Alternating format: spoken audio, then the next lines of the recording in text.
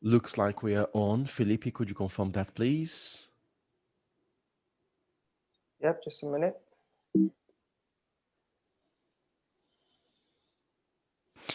Back. All right.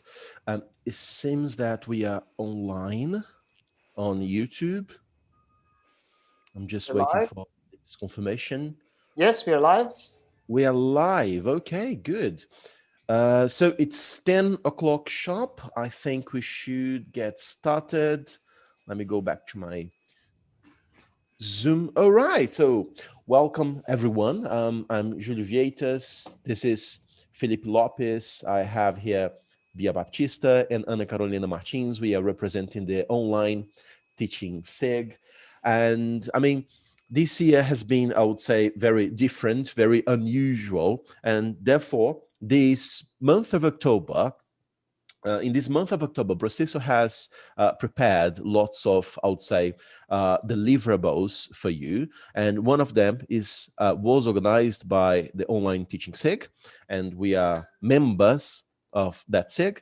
And we are here today to talk to you about challenges and opportunities in the online teaching scenario in 2020. And we should get started with Ana Carolina Martins. She holds a bachelor's degree in languages, Portuguese, English from UFRJ, as well as certificates awarded by Cambridge University, the CAE, TKT, modules 1, 2, and 3, KAL, CLIO, and YLE. Ana Carolina has been teaching English for over 10 years now, and in 2017, she decided to run her own business.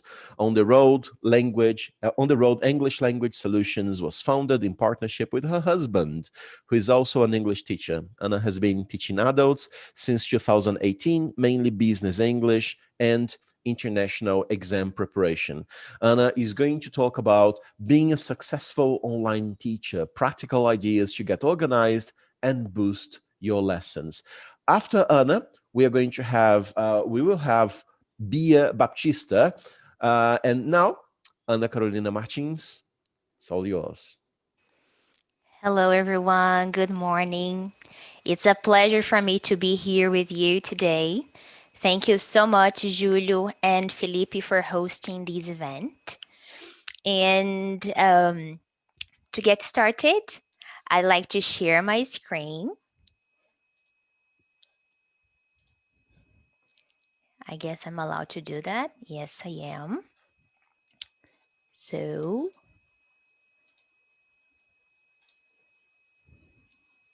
here it is. Yeah. Just a question, Julio. Are there people online yet?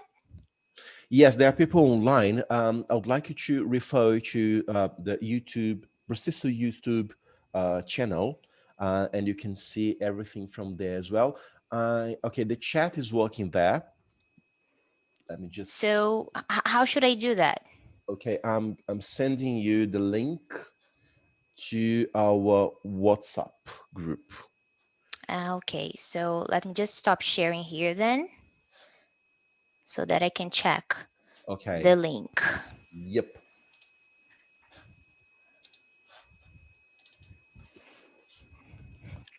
We have teacher Ana Paula, Suzy Costa, Margarete Nascimento, Fabiana. Hello, everyone.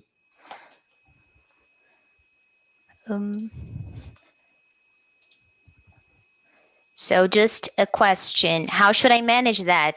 I mean, being on Zoom and on YouTube at the same time. Just go to YouTube, and whenever you need, go to Zoom. Oh, okay, so can you say that again, because there was a kind of interference here? Yeah, whenever you need to change a slide or something, you go back to Zoom. But in case there is a question, I'll send you a heads up. Don't worry about that. Okay, I'm sorry. I guess I might be a little bit confused during that, so please help me. So Sure. should I keep my screen open on YouTube then? No, you don't have to. Go to your Zoom. When there is a question, I'll send you a heads up. Okay, so thank you, Julio. So let me just check everything here. So should I pause the video on YouTube? Just focus on Zoom. All right. Okay, then. Let me come back to sharing my screen. Because if you pause a YouTube video, you won't be able to see the questions in case you Yeah. want to see questions there. So let it go on YouTube, focus on your Zoom, and then whenever you need to go to YouTube to see the questions, you can do that. But I'm here on YouTube for you. Yeah, the point is that there is a kind of interference when it comes to the sound, you know? So mute your YouTube. Yes. It makes sense. So just a second again. So let me open that again.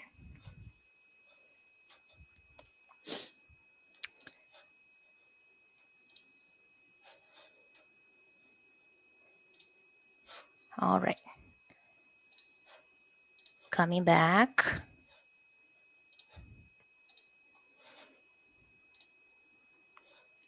Oops.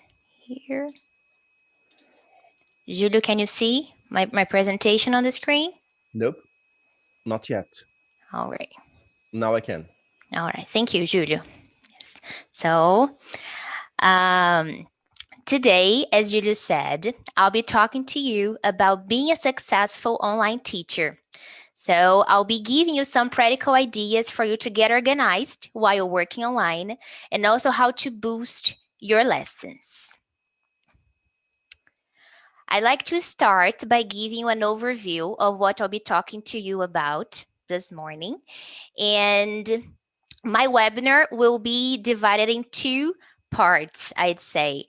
So, in the first part, I'll be talking to you about how to be organized when teaching online, how to create resources and tools for your lessons, and the importance, a little bit about the importance of having an online presence once you decide to work as an online teacherpreneur.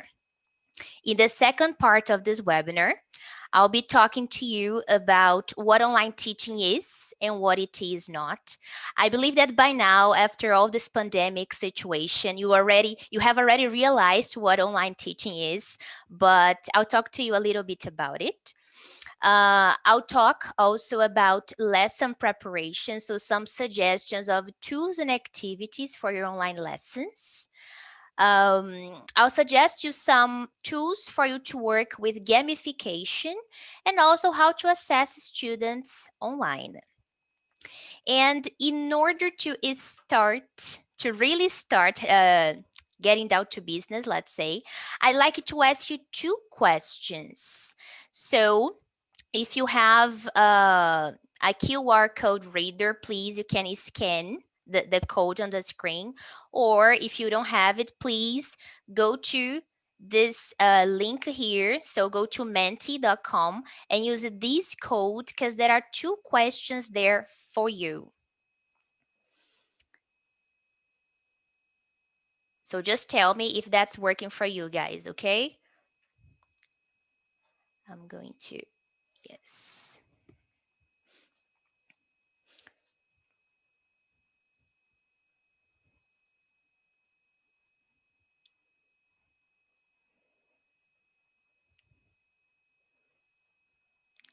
Okay, it's working.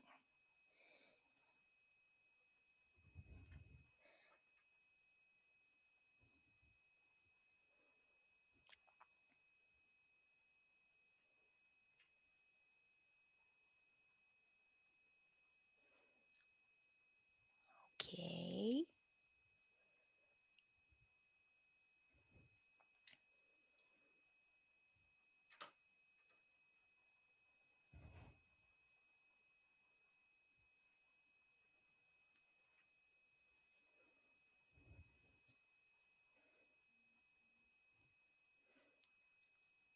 So we have various contexts here.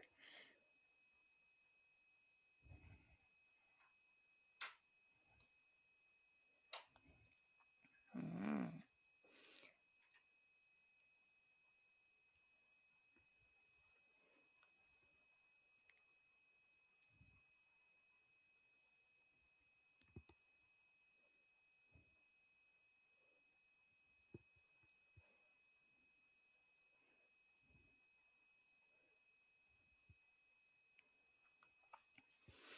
So by these results, I can tell that some of you really liked the experience of online teaching. That's great.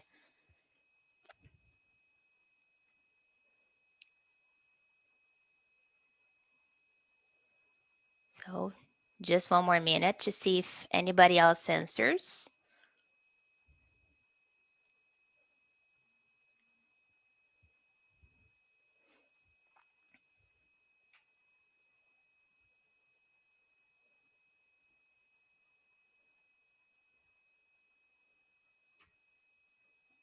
All right. So these two questions are quite important for me. Once my webinar today is about how to be a successful online teacher. So I can see here from these results that most of you used to teach face-to-face lessons mainly, right? And most of you had a good experience with online teaching during this chaotic scenario in 2020. So I really believe that this webinar will be quite useful for you. So I'm really happy with the results. So getting back to my presentation here. Yes. Getting started with the first part of this webinar. As I'll be talking to you about how to be organized, why should we be organized? So, what's the impact of organization on our job, on our career? So, I really believe that all professionals should be organized. But of course, I know that it also depends on people's personalities, but organization is something that we can learn, yeah, throughout our career, let's say. And when it comes to being an online teacher, the two main factors, I would say, at least for me, when it comes to being organized, is managing my time better. So once I get organized, I don't spend so much time looking for materials, um, preparing my lessons, finding things in my computer. So everything has a name, everything has a number, so I can be organized and I find things easily.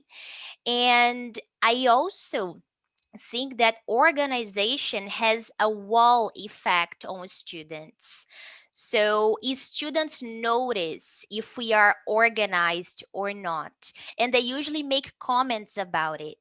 So I believe that being organized also shows students how professional we are about our work. We are not only giving lessons, delivering lessons. We are very good professionals. That's what I mean. So my students usually make a comments about how organized I am, so they can see that I care for organization when it comes to preparing my lessons, organizing materials, giving them suggestions for improvement, and then I'm going to give you some tips about it. Mm. So to get started with these tips, my first two tips, once you start teaching online, are for you to have either a TNCs, like a terms and conditions, or a contract with your students, and also a calendar in which you can show students the exact dates when you're gonna have your lessons. And why that? So if you have a contract with your students, you can set specific goals. So we are going to start on this date and we are going to finish our course on this date. We are going to have 20 lessons or 30 lessons, depending, of course, on the needs of that student, on the purpose of studying English. You can also talk about if you're going to if this student will need to purchase any kind of material or pay for extra stuff that you offer, for example. So that's absolutely important. You can anticipate problems, so regarding payment, so when is students going to pay, how much, when. You can also establish some rules regarding delays. I myself, for example, I have a rule, let's say, in my contract with students that if they disappear in the first 15 minutes of the lesson, so our lesson is about to start, and 15 minutes have passed by and they don't show up, I cancel the lesson immediately. So, uh, because this really affects my planning for the lesson. So if I plan a 1 hour lesson and my student shows up 30 minutes late, this will really compromise the result of the lesson. And I have this rule in my contract. Also about rescheduling the lessons. And this is something crucial for me because I had a very, very, very negative experience before adopting a contract with my students. So I had no routine before adopting a contract. So because I didn't have a formal contract, formal rules, because I didn't set rules with my students, it was really something verbal. Let's say students would cancel lessons like 5 minutes before the lesson started. um they would ask me to reschedule. Oh, I can't now because I have to go to the doctor because I've just had a problem. Can we meet tomorrow? And it was a very stressful period in my life, I have to say, because I have my personal life, I have a family, I have a kid. So I couldn't predict what my tomorrow would be like. And then having a contract really helped me in this sense. So today I have a routine, I have holidays. All my weeks are basically the same because of the rules I specify in my contract.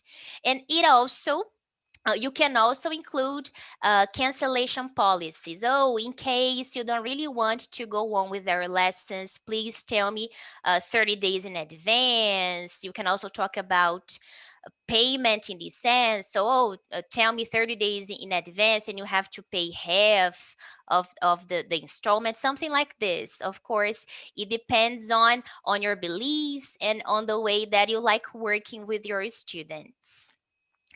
And you can also talk about required equipment. So the responsibilities of the students so that the online lessons can occur the way you intend to. So I usually ask my students to have good internet connection, to have a place where they can study peacefully, to have a headset, to have a webcam, to have a mouse, to do some sorts of activities. Anyway, to really have a good space and to have enough equipment so that we can work properly. So these are just some examples, as I said. So I have many other policies in my contract, but something which is quite interesting is that some of the students I have now, they were already my students before I adopted a contract. And some of them used to cancel lessons all the time and reschedule lessons all the time, be late.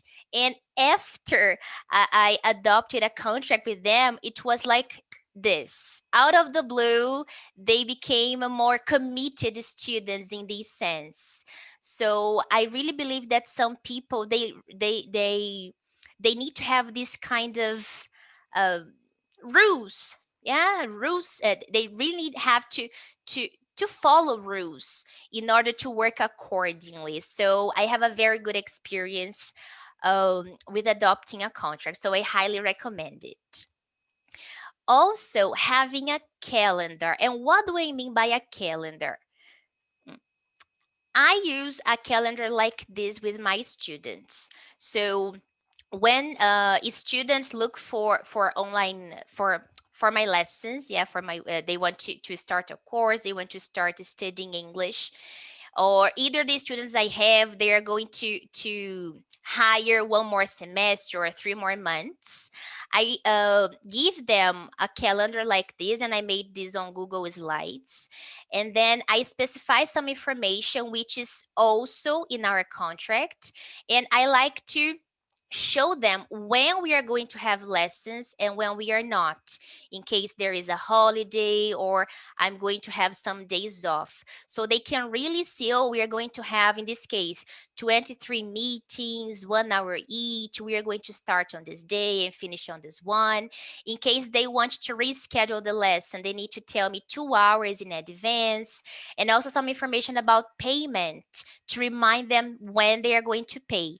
And usually I send this by email with the contract, and I also send them on WhatsApp because it's more accessible. And then they can check, oh, my teacher will be away next week, things like this. So it works pretty well. And then, as I said, yeah, so students can see when they're going to have lessons or not. They can see when we're going to have holidays and days off. And we can also keep track of students' attendance. And how? As I've made this on Google Slides, I can edit all the features here. So I'm really into color coding. So I use color coding for everything in life. So the ones in red are the holidays and days off, and the ones in green are the sessions I have already scheduled for my students. But for example, in case they cancel the lesson like 2 minutes before the lesson starts, I create another color for that day, and then I can show a student, oh, do you remember on the 29th of September, you told me just 2 minutes before the lesson that we wouldn't be able to meet. So I'm not going to give a makeup lesson because of that. Also, if they want to reschedule the lesson, but it's in advance, I use another color. And then I can really keep track of students' attendance. Yeah, so that I can avoid some kind of misunderstandings, and that's it. All right. And then other suggestions I have when it comes to being organized are using Google Calendar. And as I said, I'm really passionate about color coding. So I'm going to give you an example of what I'm talking about. So I use Google Calendar so that I can have a schedule for my professional and for my personal life as well. So I set all my lessons there in different colors. I also have a specific color for my break. So lunchtime, for example, or a time of my day in which I want to work on my CPD. So this time here, I won't be teaching. I will be watching a webinar, I'll be reading a book. Anyway, times for relaxing, for staying with my family. So color coding really helps me being organized. Also through Google Calendar, I can share the links of Zoom with my students. So, oops, I'm sorry. Something happened here with my mobile. Oops.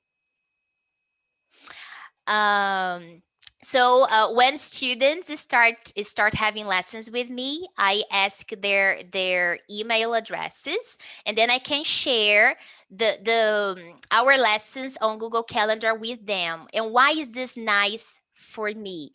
Because I can send them reminders. So as in my contract, I have this policy of students telling me 2 hours in advance in case they want to reschedule the lesson. That's what I do on Google Calendar. I schedule our lesson and I ask Google to send them a reminder 2 hours before so that the students can't make up that excuse. Oh, I'm sorry, I forgot we would meet. So that doesn't really work with me because they are usually reminded of our lessons.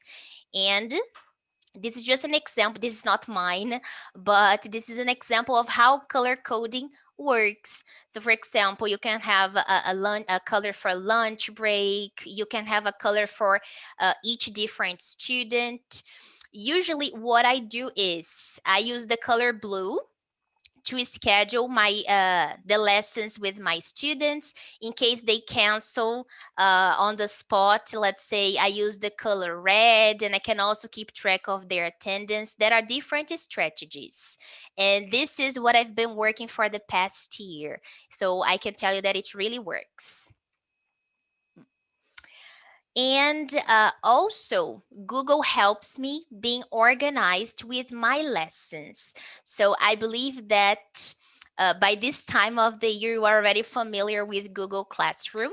But I started teaching online 2017.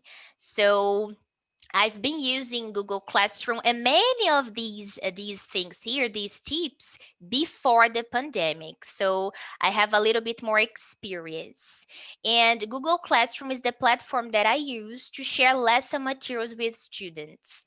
So all the material that I use in my lessons with my students, being like worksheets, videos from YouTube, extra materials, articles from the internet, pieces of news, anything, I share with the students on Google Classroom.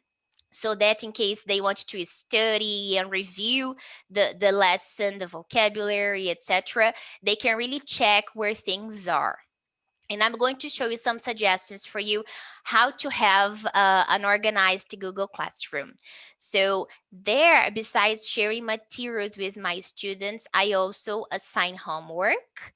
So it's great because students are also they also receive reminders of when they have to hand in the assignment. In case the assignment is late, they can see the due date. They can see how late the assignment is. So once again, it's another strategy for students not making up excuses for not having done the homework. So it's great.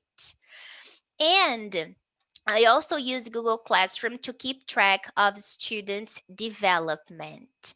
So I use some different ways of assessing my students, and then I save everything on Google Classroom so students can really follow their development. I'm going to give you some suggestions of assessment at the end, but they can see, oh, when I started having English lessons with Ana Carolina, my speaking performance was like this, and usually there is a video recording. And then 3 months later, I improved way more, so they can check video number 2 and many other things. I'm going to give you a suggestion of how to keep your Google Classroom organized.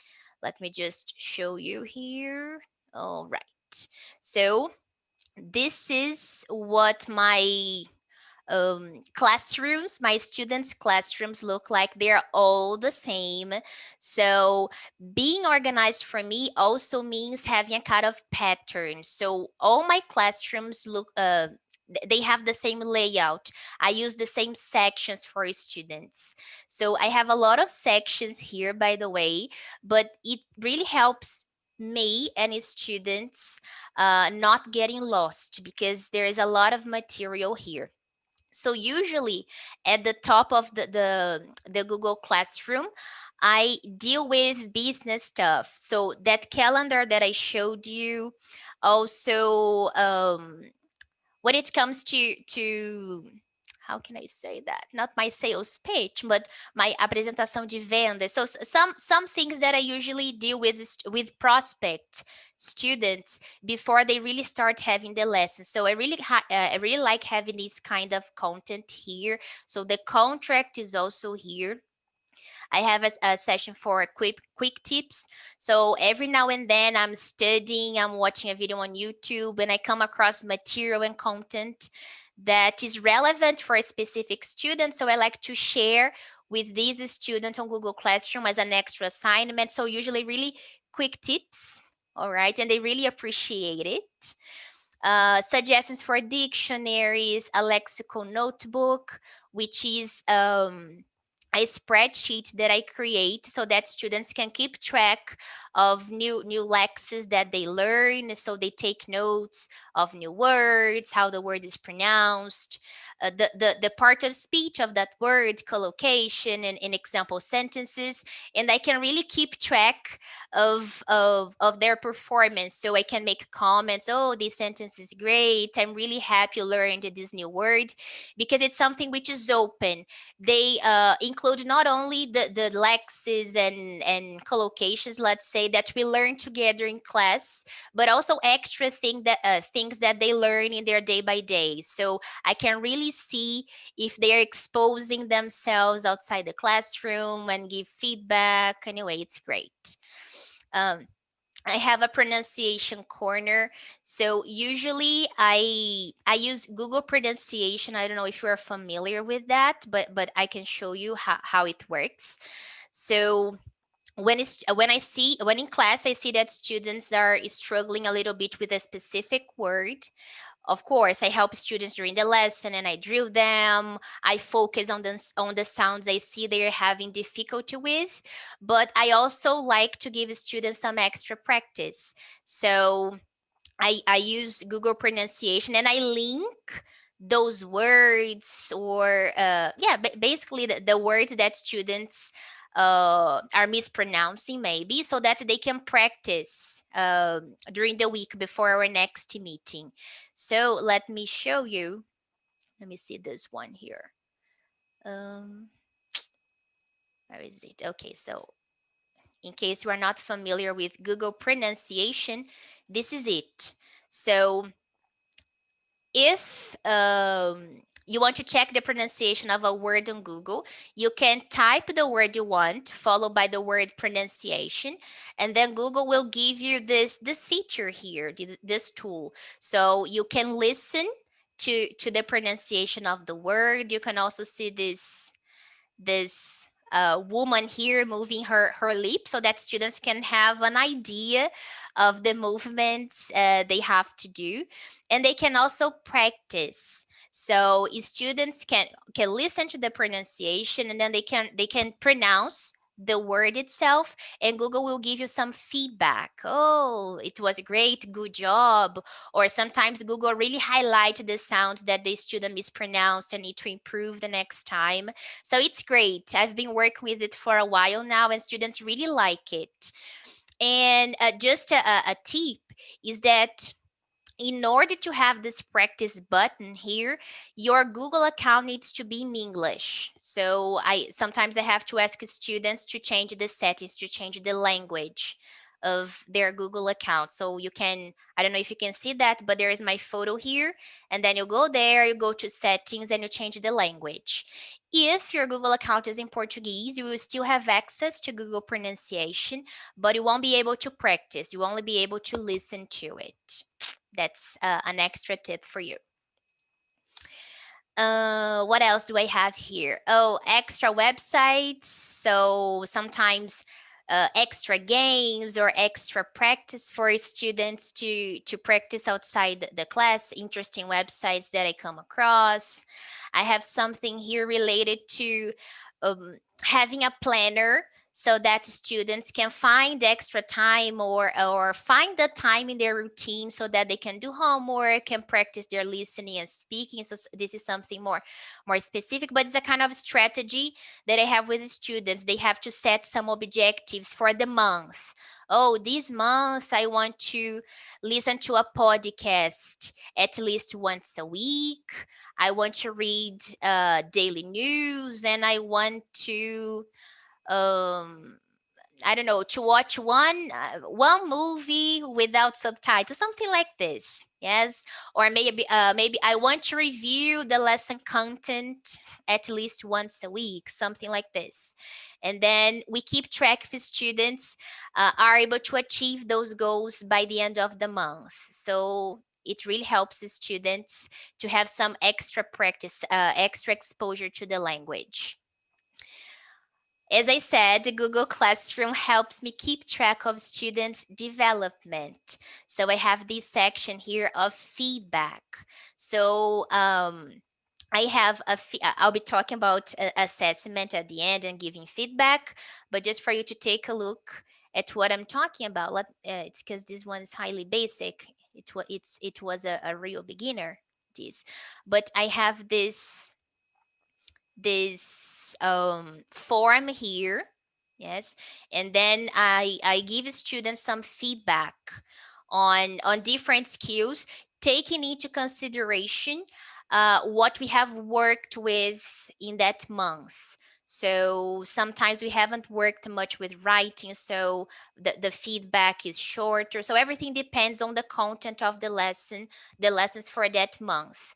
But I have this form here, and then at on in our last lesson, for example, this week now, next week, in fact, I'll be giving students some feedback based on their performance in October. So I'm going to use this form here, and I give feedback. We discuss about how they feel, what they have achieved in that month, and I also give them some suggestions for improvement, which is important.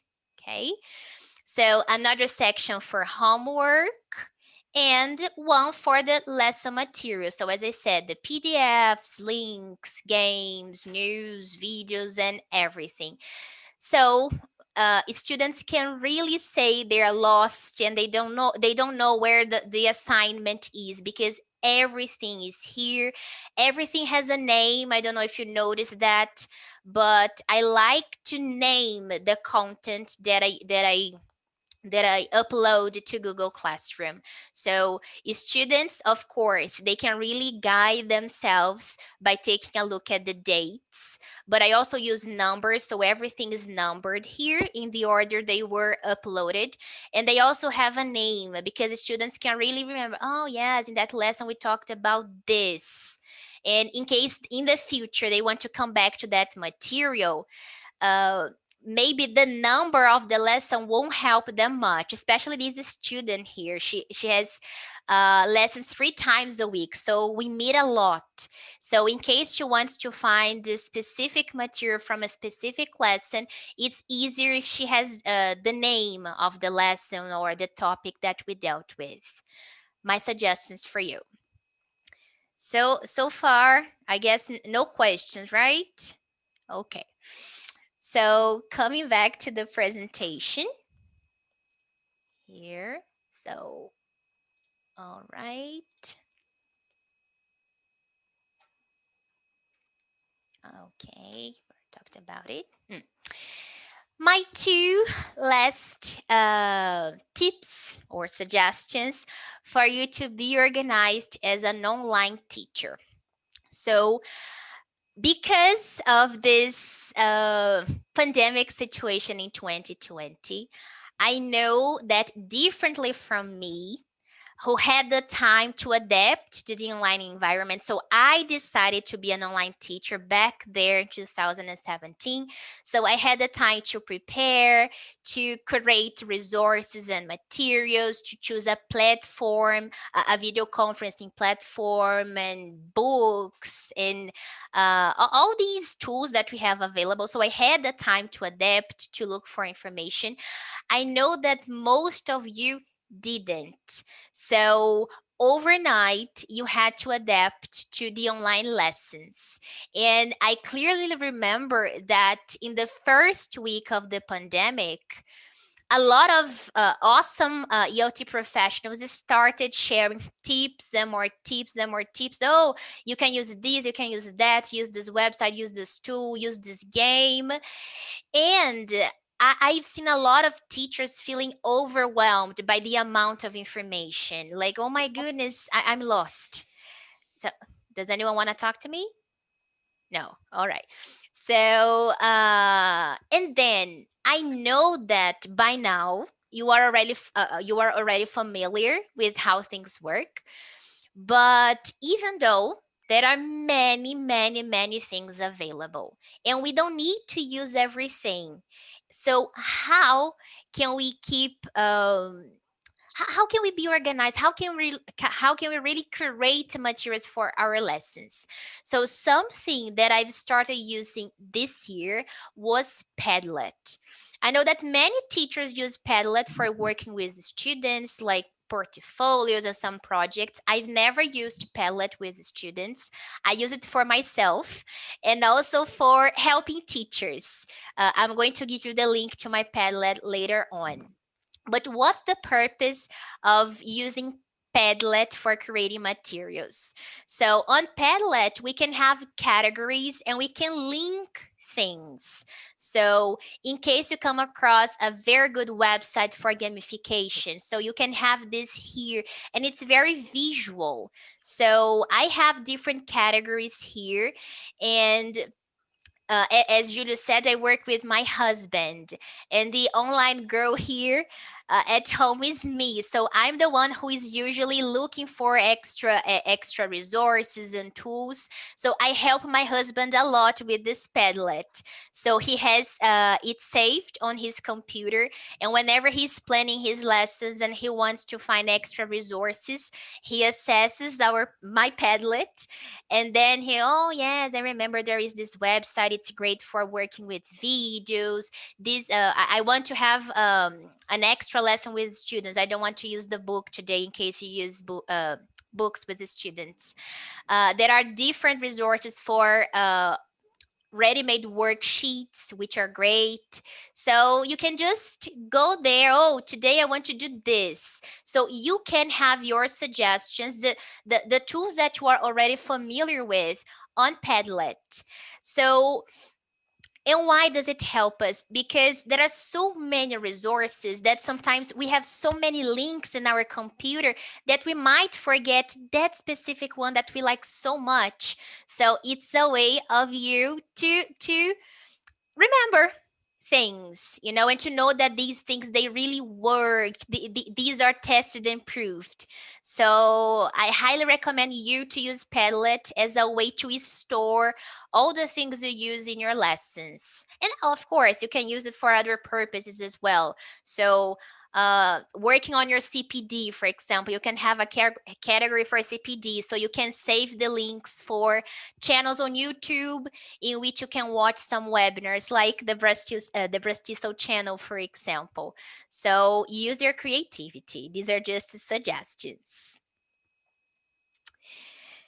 And finally, as I said, I'd like to talk to you a little bit about the importance of having an online presence.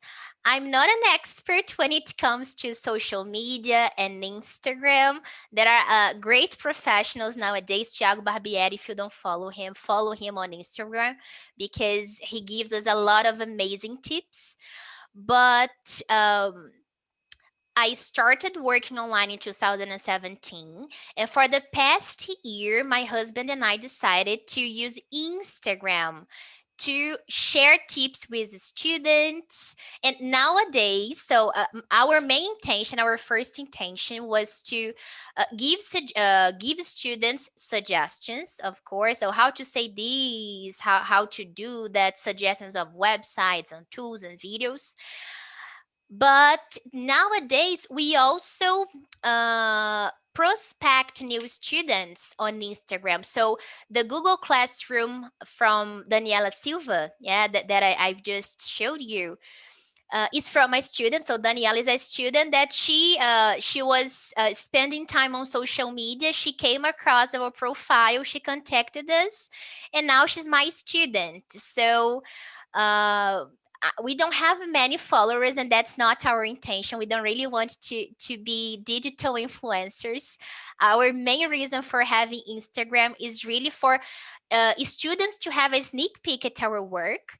So it's great. I usually tell people that our Instagram here is like a portfolio for our students.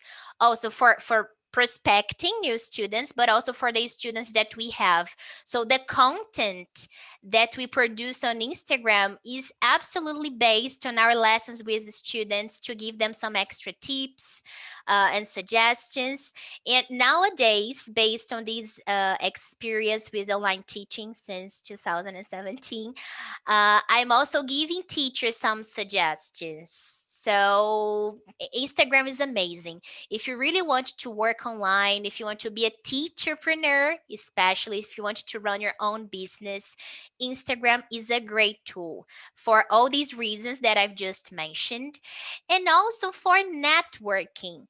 I met amazing professionals on Instagram. Yes, so you can exchange ideas. You can talk about best practices for your online teaching. So here, these tips that I give for teachers, they there are suggestions that I really believe are gonna change, or they are going to have some impact on their lives. So these tips that I usually give for teachers, they really make teachers come closer and send me DMs. They really want to do this networking with me, and asking for pieces of advice. So this is great. So Instagram is an amazing tool. Yeah. So Bia, for example, is a teacher that I met on Instagram. So that's amazing. Yes. So that's it. I believe you have no questions so far, right? So, Julia, do we have any questions on YouTube? Not at the moment. All right. So let me just drink some water here. Just a second.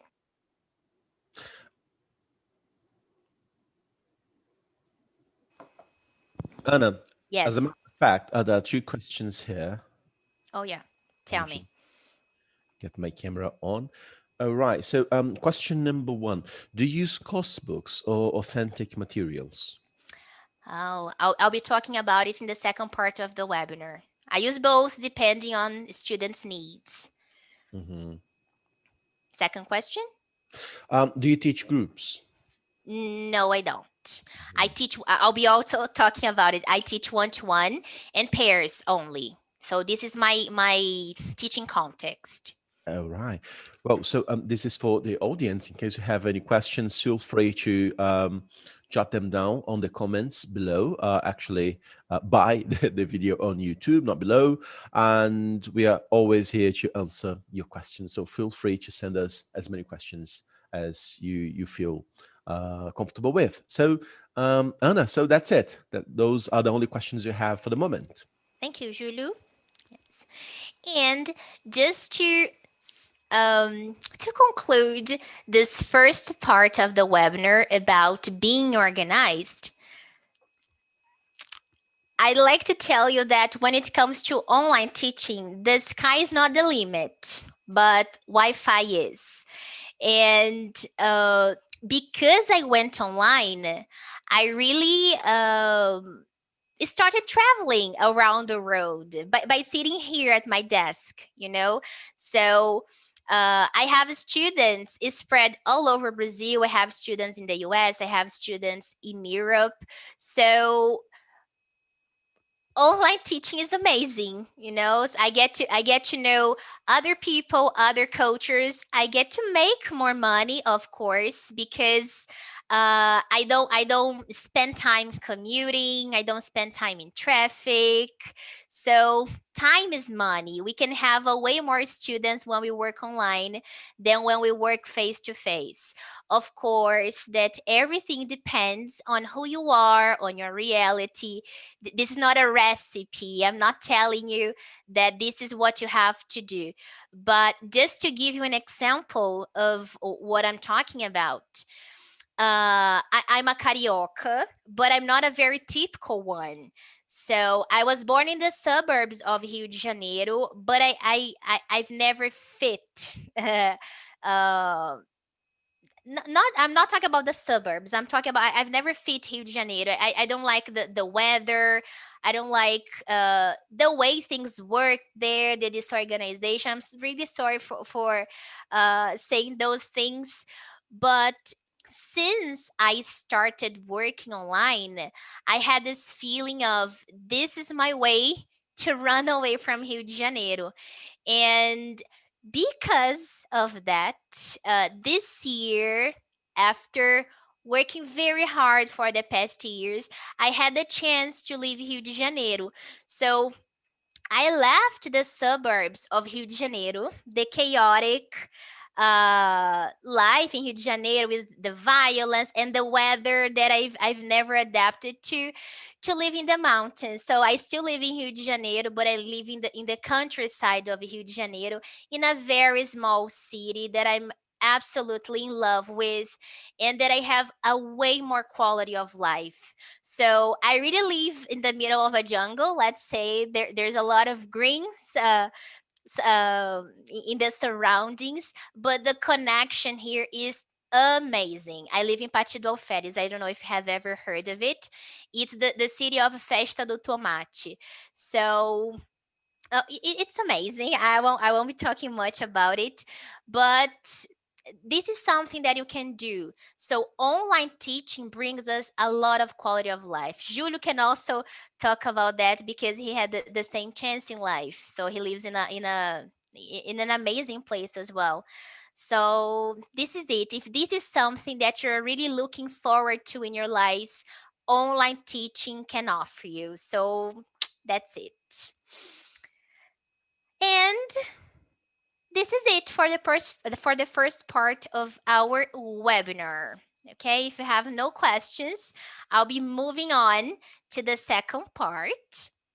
And in this part, I'll be talking to you about um, online teaching itself, not on how to be organized, but what online teaching is, tools, suggestions for lesson preparation, assessment, and other sorts of things.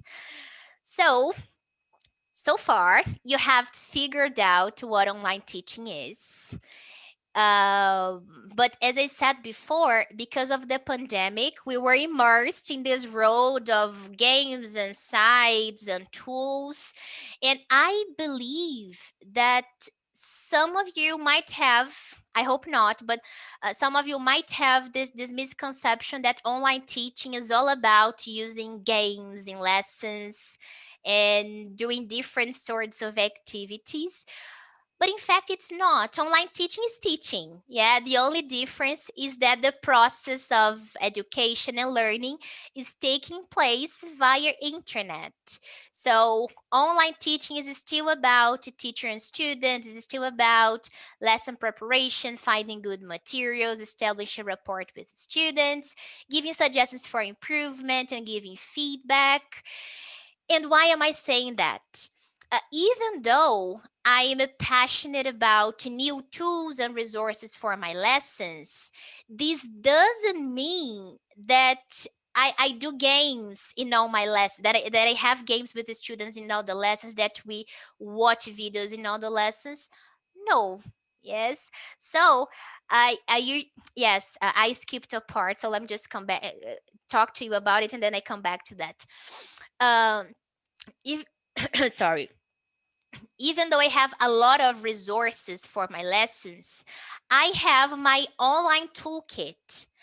All my lessons are based on, of course, good internet, my computer and headset, a ring light, and Zoom, Active Inspire as my whiteboard, and Google Classroom for sharing material and assigning homework.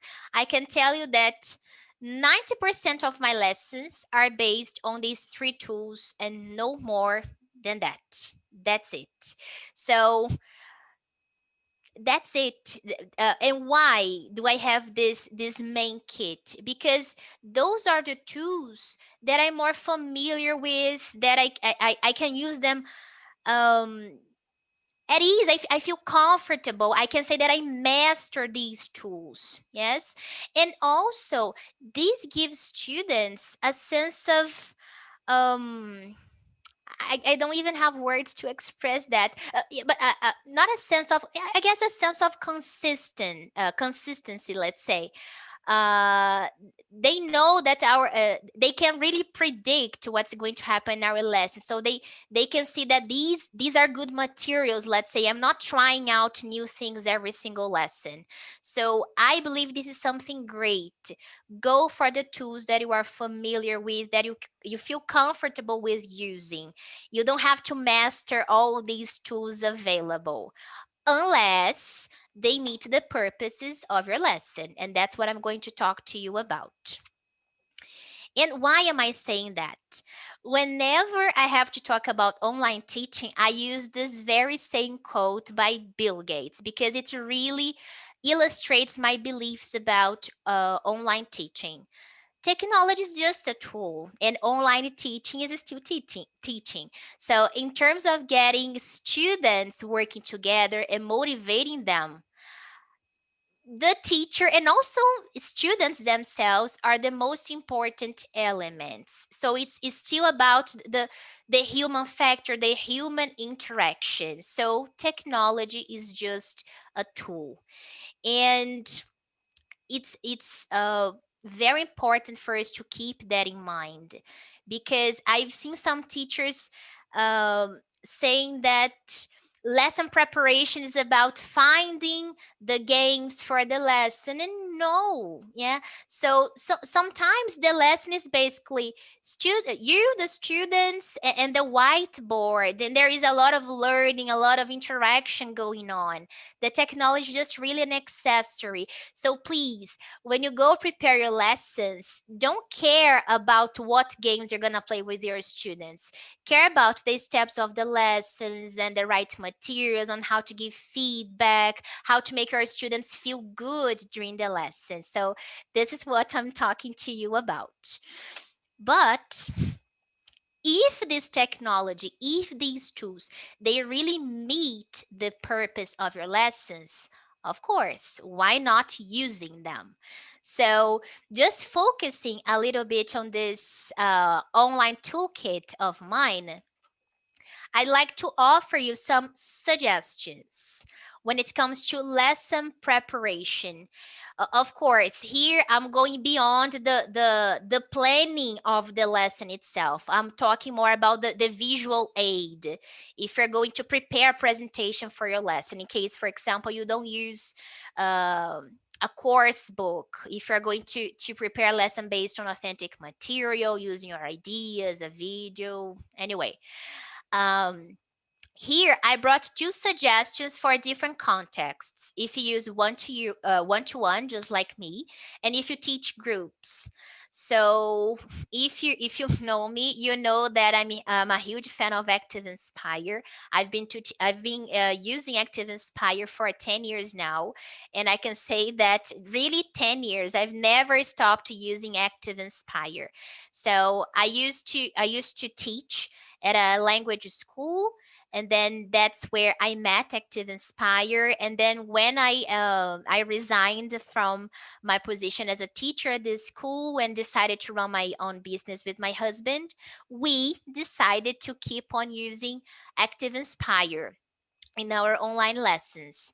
So why am I a huge fan of Active Inspire? Because I believe it's visual appealing, and the kinds of lessons you can prepare, they are using photos and different fonts and colors and icons, videos. This makes the lesson visually attractive for students and highly organized. The lessons are very, very, very organized. You can include everything from your lesson planning, all the steps and questions and activities the students are supposed to do in your flip charts on Active Inspire. That's why I believe it's very gives this sense of organization for you. I don't get lost, because sometimes our lessons, they have so many steps that sometimes I forget. Oh my goodness, what's the next step? So you don't you by using Active Inspire properly, you don't get lost, and students have this sense of, wow, this lesson is very organized. It was very well prepared.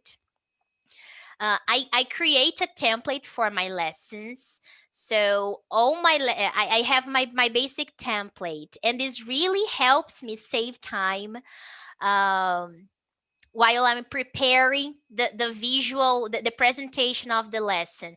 So I have a template for my agenda where I list all the learning, outcomes of the lesson. I have a page for vocabulary notes, for pronunciation, giving feedback, having some sort of reflection with the students. Oh, did you like the lesson? Did you find the materials interesting?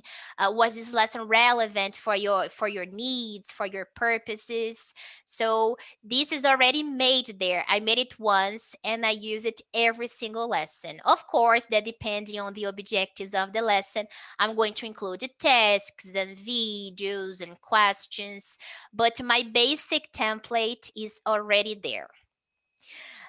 Since my context is one-to-one, by using Active Inspire and Zoom all together, students have interaction with the platform, let's say. So I give students the remote control from Zoom, and they can match, they can scramble words, they can take notes all the time during the lesson. So they really interact. It's not just uh, me taking notes all the time. Students, they play a key role in the lesson. So they have this kind of control of what's going on. So they take notes of the new words and write type the answers of the activities. Anyway, that's it. And um as I said, your lessons are my opinion better organized on Active Inspire, also because you can attach audio tracks if you use books, or if you have, I don't know, extra tracks, if you have some listening activities in your files on your computer, so you can attach these files uh, to Active Inspire, to your flip charts. And if you want to use some extra material from the internet, you can attach the link to Active Inspire. Then you just click, and the audio will start playing. If it's a game from a website, you just click on the icon on Active Inspire, and you are going to play the game with your students. So the screen will be displayed.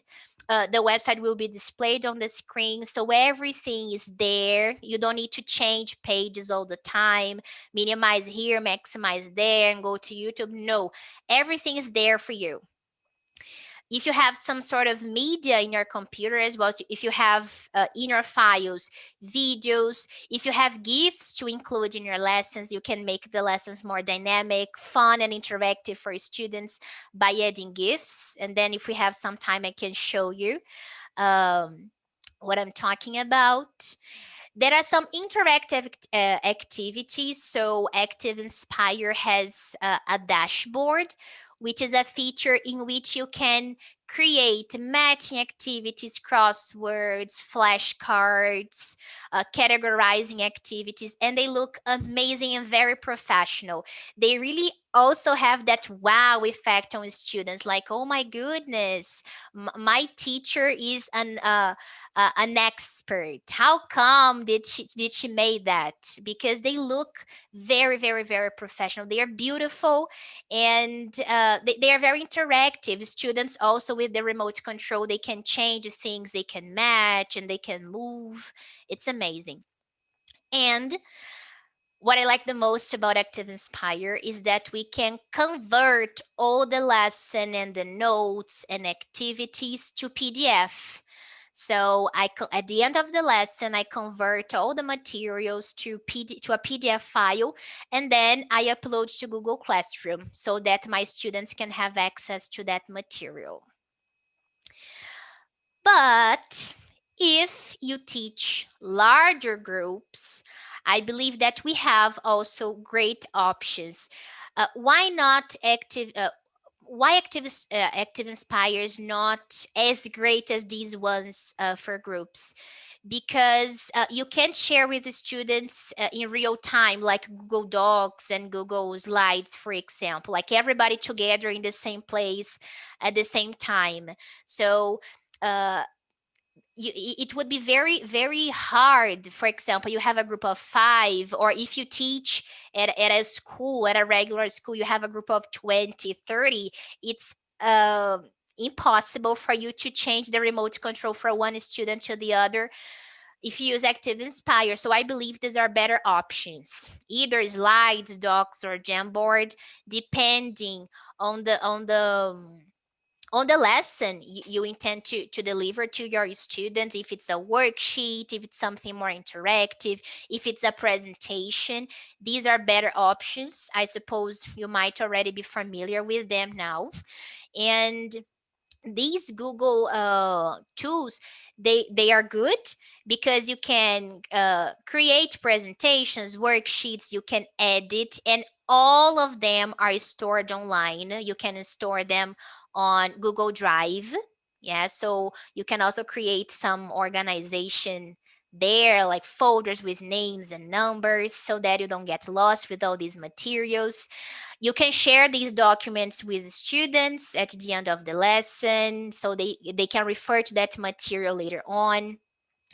We can work together with students in real time. So we share the link of the presentation or of the document with the students. So we are there, students are there at the same time. So we can really see what students are doing, so we can keep track of their answers and performance. And I believe that it's really foster peer collaboration, because students can also see what their peers are doing. So I believe these are great. I don't use them much. I hardly ever use them. So here, the one I use the most is really Google Docs for preparing some extra activities, especially for homework. So I use Google Docs a lot, and sometimes Jamboard, because I have two pairs of students. So I can really manage working with pairs on Active Inspire, but sometimes I like um, I like both students to be working together, so I go for Jamboard. All right. Someone on YouTube asked me if I go for authentic materials or if I use books, course books. I use both, but I use authentic materials a way more. I only use course books for A1 students only, because I believe it saves us time. It's quite time consuming for us teachers to grade the language from authentic videos and texts for real beginners. For A1 students, it takes a lot of time, and I have many students. So I really go for course books in this sense. And I also believe it's great for students because they have this sense of development, yes, when they follow a book. So and then when it comes to the online environment, nowadays we have this amazing tool, which is a digital book. I don't know if if like Cambridge, Cambridge University Press, and Oxford, if they call all these digital books the same way, because Cambridge calls these digital books as Presentation Plus. But I don't know about the Oxford and Macmillan, but I use Cambridge books, so they call it a Presentation Plus. And what is it? It's a digital version of the book. It's not a PDF. It's something very interactive. Let's say you have everything in one place. So it's a platform that you download. If you use Cambridge materials, I also don't know about the other ones, because I've heard from some teachers that if you use, for example, if you use Macmillan materials, you have to purchase this platform. But Cambridge really makes this available for teachers. So I have a lot of these presentation pluses for the books that I adopt with the students, and Cambridge gave me them for free. So if you contact a person from Cambridge and tell this person your needs, that you're going to use it with the students, they send you the login and password and all the steps that you have to follow in order to download this platform to your computer. So as I said, when you have this platform on your computer, you have everything in one place. So students book, audio tracks, workbook, videos, games, extra resources, everything is here. In case you are not familiar with that, I'm going to show you what it looks like. So this book here, I believe it's the newest one from Cambridge, Evolve, and I use it with my A1 students. So this is the digital book. So the student's book is here.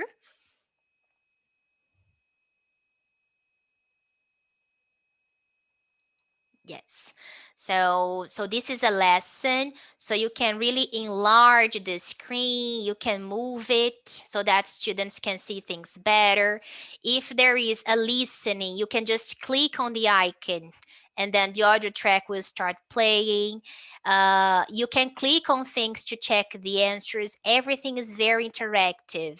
So you have extra resources here. So multiple choices. What else do we have here? Oh yes, so we have the workbook also. So in case you want to show students, oh, these are the activities I want you to do before next class. You can show students, oh, do this activity here and that one there. And something that I do is I really ask students to purchase the book. Yes, for these real beginners, because these are the ones that I adopt, that I decide to use course books with. So I show them this presentation plus at the beginning of the course, at the beginning of our partnership, let's say, and then I ask them to purchase, and so that they can do the homework, they can take notes. I believe this is great for real beginners. That's my personal opinion.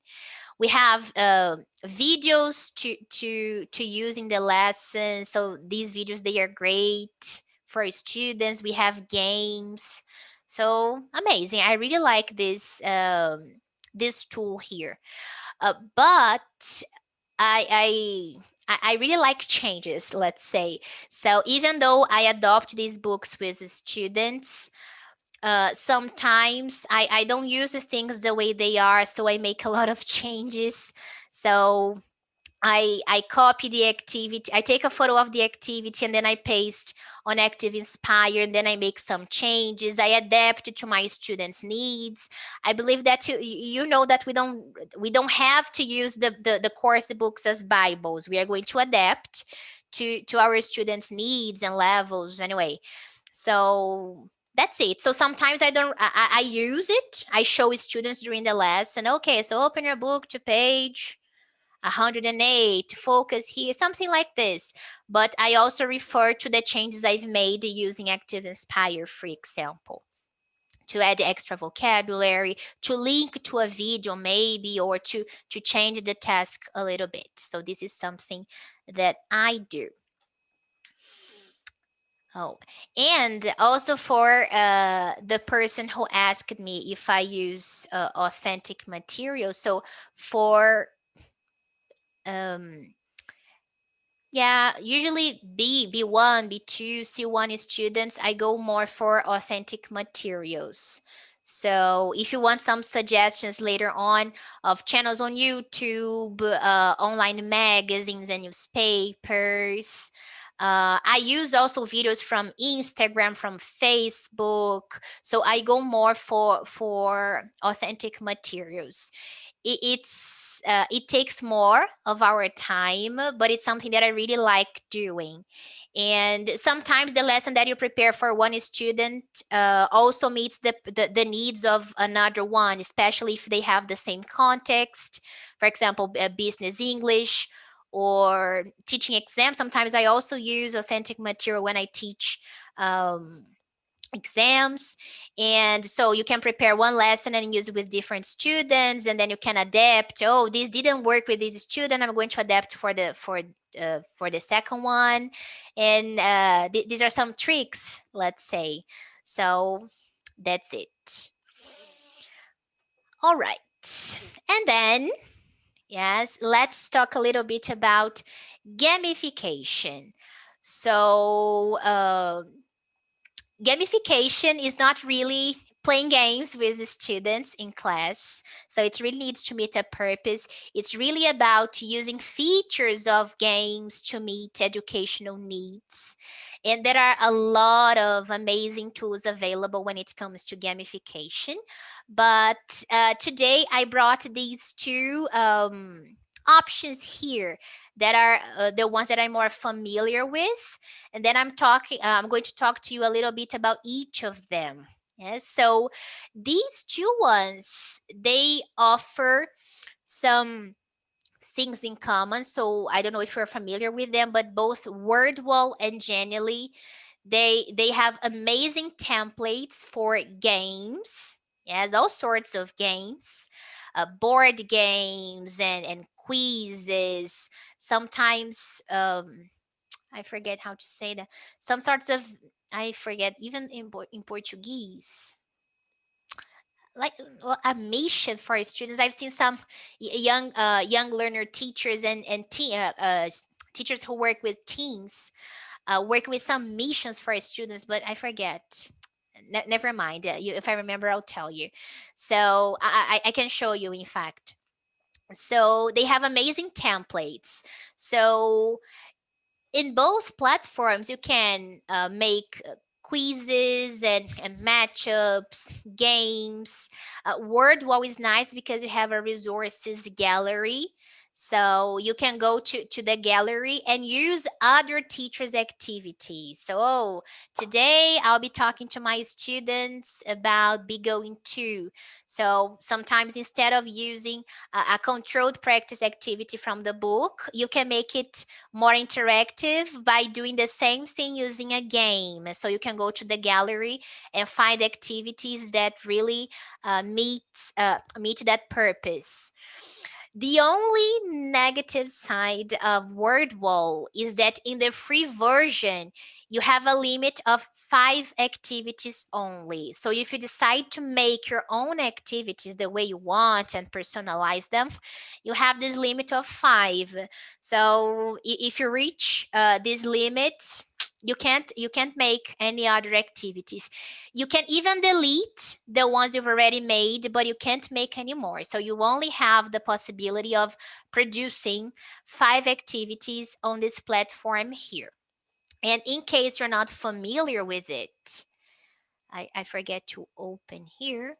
I'm going to, yeah, so this is WordWall. If you go here to community, I've never made any game on WordWall because I definitely go for it genuinely.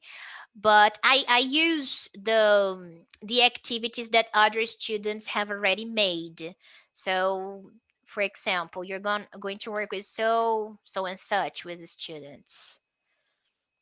So there are a lot of games here for you to use. So of course, I highly recommend you that you yourselves do the activities before you assign students, because sometimes there are some typos.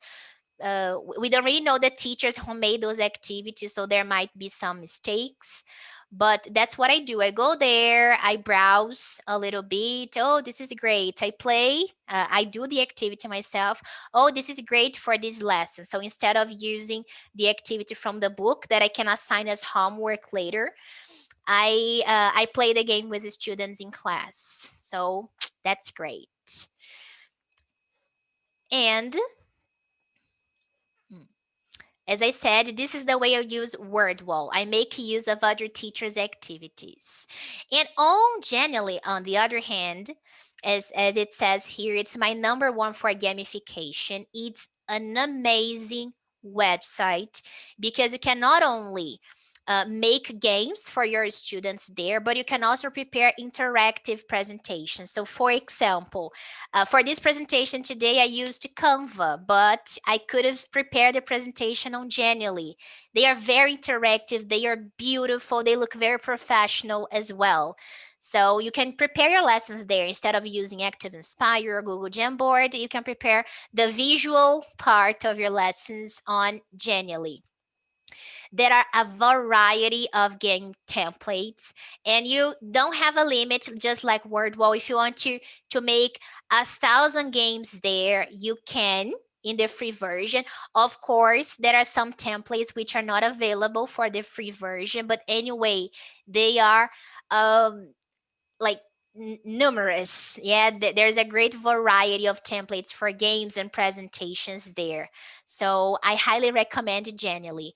And you can share with the students via Google Classroom. So you can prepare a game there for your students, and then you can assign as homework maybe.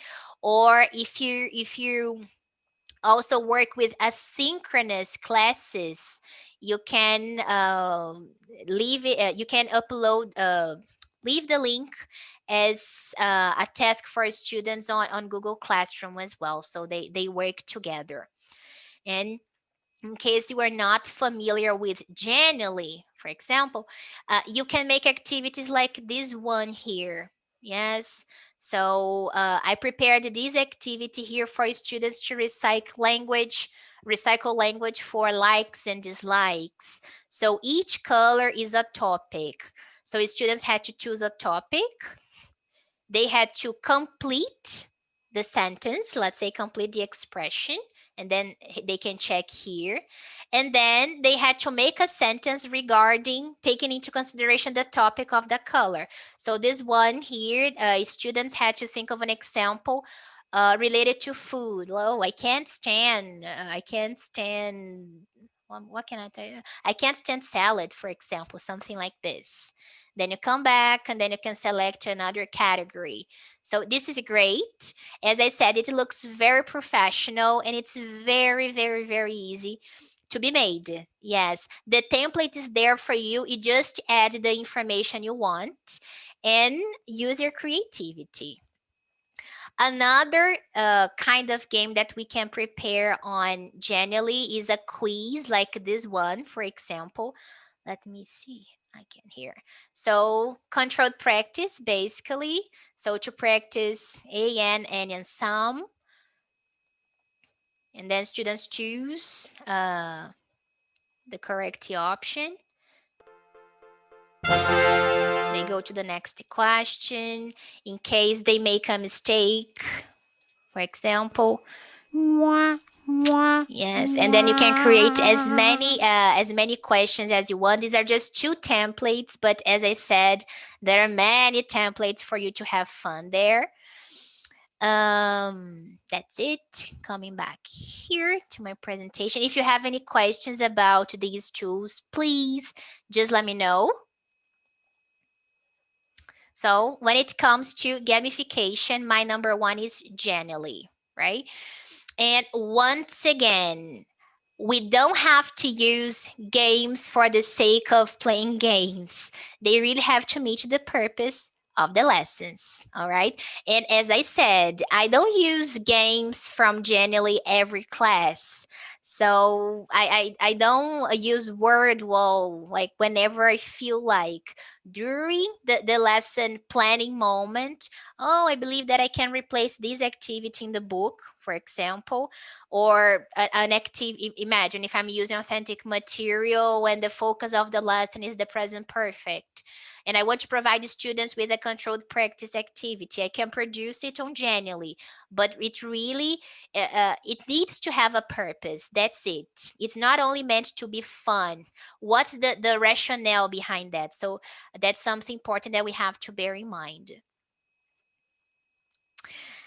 All right. And then when it comes to assessment, when I went online, when I decided to run my own business, I decided not to have those kind of summative tests anymore, like regular schools usually have, because I have my concerns about them. So I have other practices. That's what I mean when it comes to assessment. So I assess students in different ways. I'm assessing students all the time during the lesson. So as I said, I have my template on Act and Inspire, and I have a specific flip chart for feedback on language. And then I can show you later if time allows. So during the lesson, I'm always taking notes of what students produce in terms of language, good examples of language, things that need to be improved. And at the end of the lesson, I transfer these notes to the flip chart so that students can see them. And we have a moment of reflection, of giving feedback. I let students decide if their production is okay, if they need to improve anything in terms of vocabulary, of grammar, also concerning pronunciation. So all my lessons have a feedback moment. So you are assessing students when you do that. Um, But if you want suggestions on more formal assessment, let's say, I have some suggestions for you that I also adopt, of course, in my courses with students.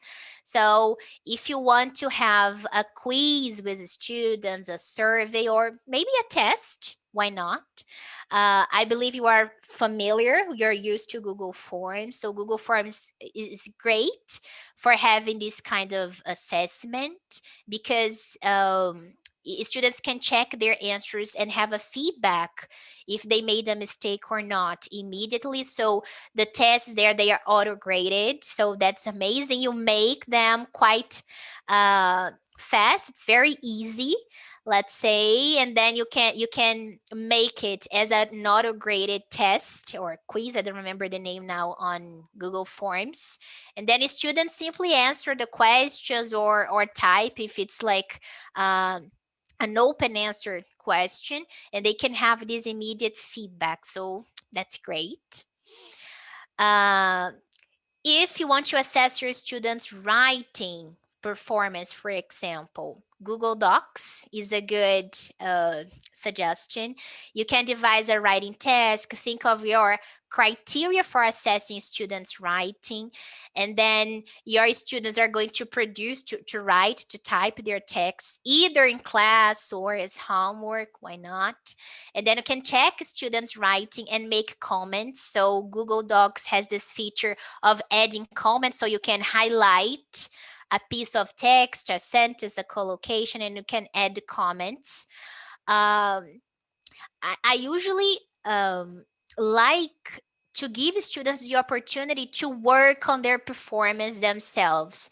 So I'm not the kind of teacher that includes a lot of red marks in the text. Oh, this is wrong and this is right. No, I usually highlight the piece of text and I add a comment. Oh, can you rephrase this part of the text? Pay attention to subject and verb agreements. I make some comments so that I give students this opportunity to work on them by themselves. You know, they have a second chance. Um, and then we can use color coding again to give students feedback on good pieces of language and suggestions for improvement. So while making these comments, you can really change the color of pieces of text and then create a kind of caption. So I don't know, in red, like grammar, how can I say that? Not grammar mistake. Okay. In red, like I forget what I use now. The name. Oh yes. So if you change the color of a piece of text to red, you can create a caption. Oh, check grammar or something like this. If it's in blue, oh, that's an amazing example of language. So you can really use color coding to give students feedback on their writing. In green, functional language. So the student was able to use functional language accordingly, or linkers, transitional words. Anyway, so you create your own caption and your own criteria, yes, to give feedback. Content, accuracy, spelling, capitalization, the way um, you want to. That's it. Also, something that I do with my students is to create report cards. I don't know if my friend Renan Lemes is here attending this webinar, but he gave me these suggestions some time ago, and I decided to use with my students, and it's amazing.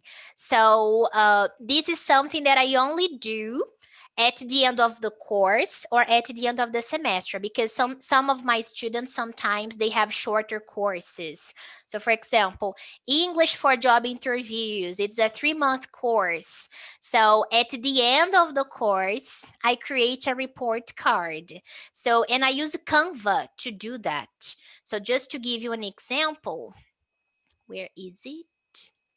Oh, here. The same student from the Google Classroom, Daniela. So she's just finished her first semester with me. She was not anymore a real beginner. So we had 6 months of classes together, 3 times a week. And then at the end of this first semester, I gave her this report card. So the skills that we worked on, all the content of our lessons, some comments and suggestions. And here I used Portuguese because she's still she's an A1 student by now, but the kind of language that I used to hear she's not really familiar with. So I decided to make the suggestions to give the suggestions in Portuguese. And then Canva is amazing for that because there are a lot of templates for report cards. So if you are familiar with Canva, let me see if I can show you. You can come here too. Oh yes, here. Sorry.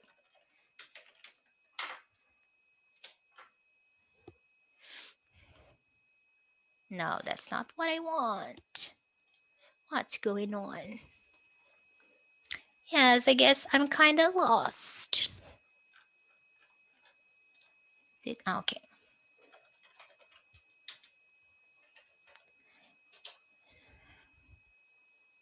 I guess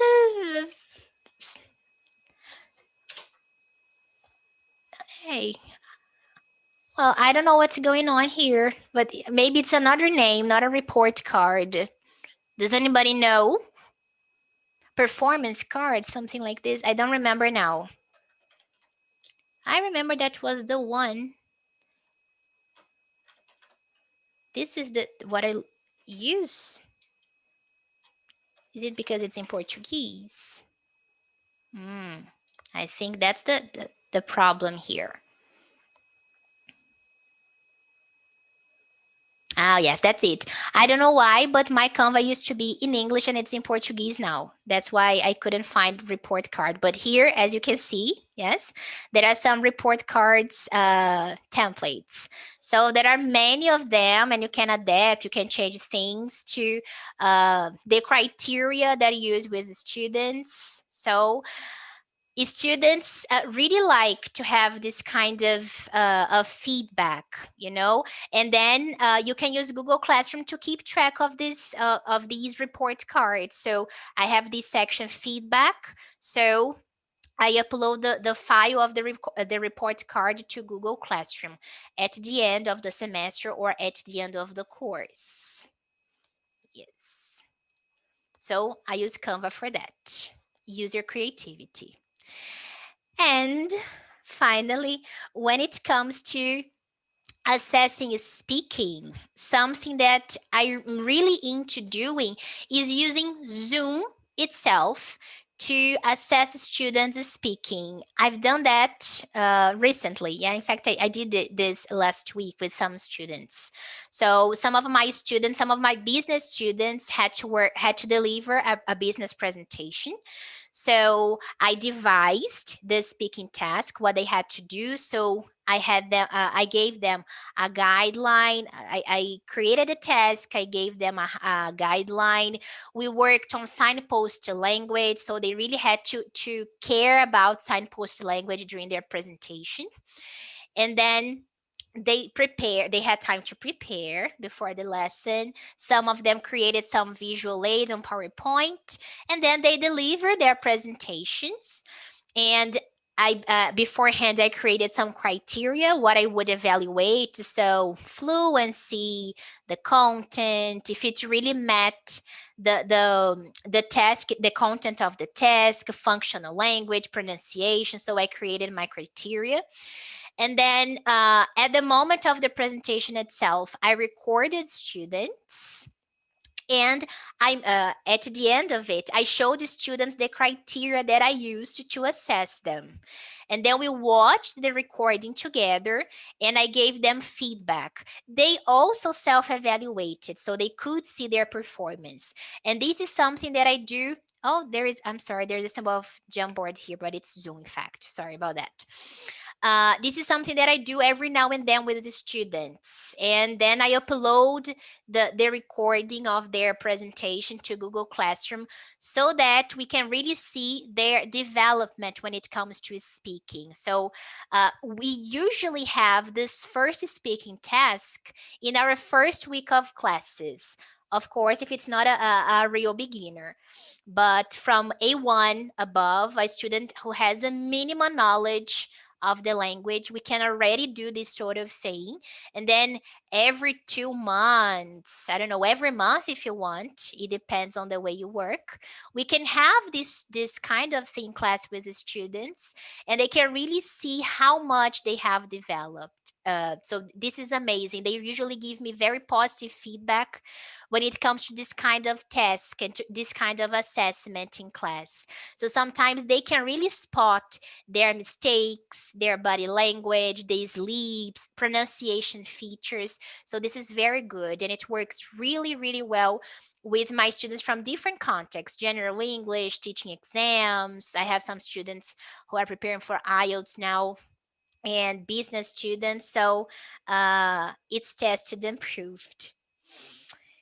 And I believe this is it here. Yes. So I just like to come back here to the beginning of my presentation, to my agenda. Yes. Okay. So today, I try to cover some of these topics here with you. So, my suggest the importance of being an organized online teacher, especially if you intend to run your own business. A lot of teachers told me that due to this experience, now during the pandemic, they decided to resign from their positions in the schools they worked for to run their own business because they really liked the experience of working online. And once again, this can bring us more money because we can have more students, more quality of life. We can make time for other things instead of spending time um, on traffic, commuting. So that's it. How to create resources and tools for your lessons. So I highly recommend you to use Padlet. Of course, there are other tools, but I like Padlet very much because it's something visual. You can create a section for games, for videos, um, worksheets, websites for you to use when you are planning your lessons. The importance of really having an online presence, especially if you want to run your own business. So you can use Instagram as a portfolio for your students. You can prospect new students. You can do some kind of networking with other teachers, exchange ideas and best practices. So this was what I tried to cover in the first part of this webinar. And in the second part, I talked about online teaching itself. So remember that technology is just an accessory. It's not about using games in the lessons. Online teaching is teaching, so the human interaction is still the main factor in our lessons, the interaction between you and your students. I gave you some suggestions on lesson preparation, so some tools and also activities. So whiteboards for one-to-one lessons. So I definitely go for Active Inspire. But if you teach larger groups, you can use Google Docs if you're going to prepare a worksheet, Jamboard, Google Slides for presentations. Um, if you use course books, remember to contact the publishing houses to check if they have the digital book available, if you have to purchase the digital book, or if they are going to give you because you are a teacher. If the digital book is free, the Presentation Plus is free. Remember that Cambridge makes the Presentation Plus available for free for teachers. You just have to contact someone there. While talking about gamification, I suggest you these two tools that I like very much. WordWall and Genially, but remember that WordWall has a limit of 5 activities only, while Genially you can use as you feel like, as many activities as you want. And it's also great for interactive presentations. So you can also use Genially to prepare the visual part of your lesson, the presentation of your lesson, let's say. And as for assessment, so I talked about preparing quizzes on Google Forms, Google Docs for assessing students' writing. What else? Canva for preparing report cards, and using Zoom. So using Zoom to record the students' speaking performance. So if you have no questions, do we have questions, Julio? As a matter of fact, we do. Just a second here. All right. Because I was watching you on YouTube. Needed to go back to Zoom. All right. First question is not for you per se. The first question is, will this webinar be available afterwards or only live? It's going to be available on YouTube, so you can watch it there as many times as you wish. And then a question for you, Anna, from Priscilla. Active Inspire is free or paid? It's free. There are 2 versions. There is the personal edition, which is the free version, and there is the pro version, which is not available to us, let's say, because Active Inspire is a software used on those smart boards that some schools have. So as far as I know, during these 10 years, we are not able to purchase the software as teachers, if we don't have the smart board. But the personal edition is enough. That's the one I use, so it's great. Good. There's another question here from Karina. How were you able to reach students from other countries? Well, nowadays through Instagram. So some of the students that I have in Europe and in the US, it was still the word of mouth. So a student here in Brazil has a friend living abroad, and then this friend wanted to have a teacher. But even though I prospected this student through word of mouth, Instagram really helped me because the students could see my work on Instagram.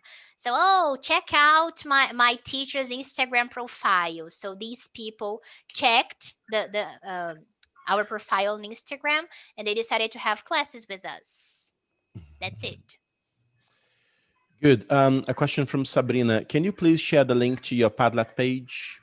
Yes, I'd like to know, Julio, how can I make this presentation available? Because here at the end, people can click on the icons, and if they want to follow me on Instagram, Facebook, and also if they want to check the Padlet, they just click here, and then they can see the links.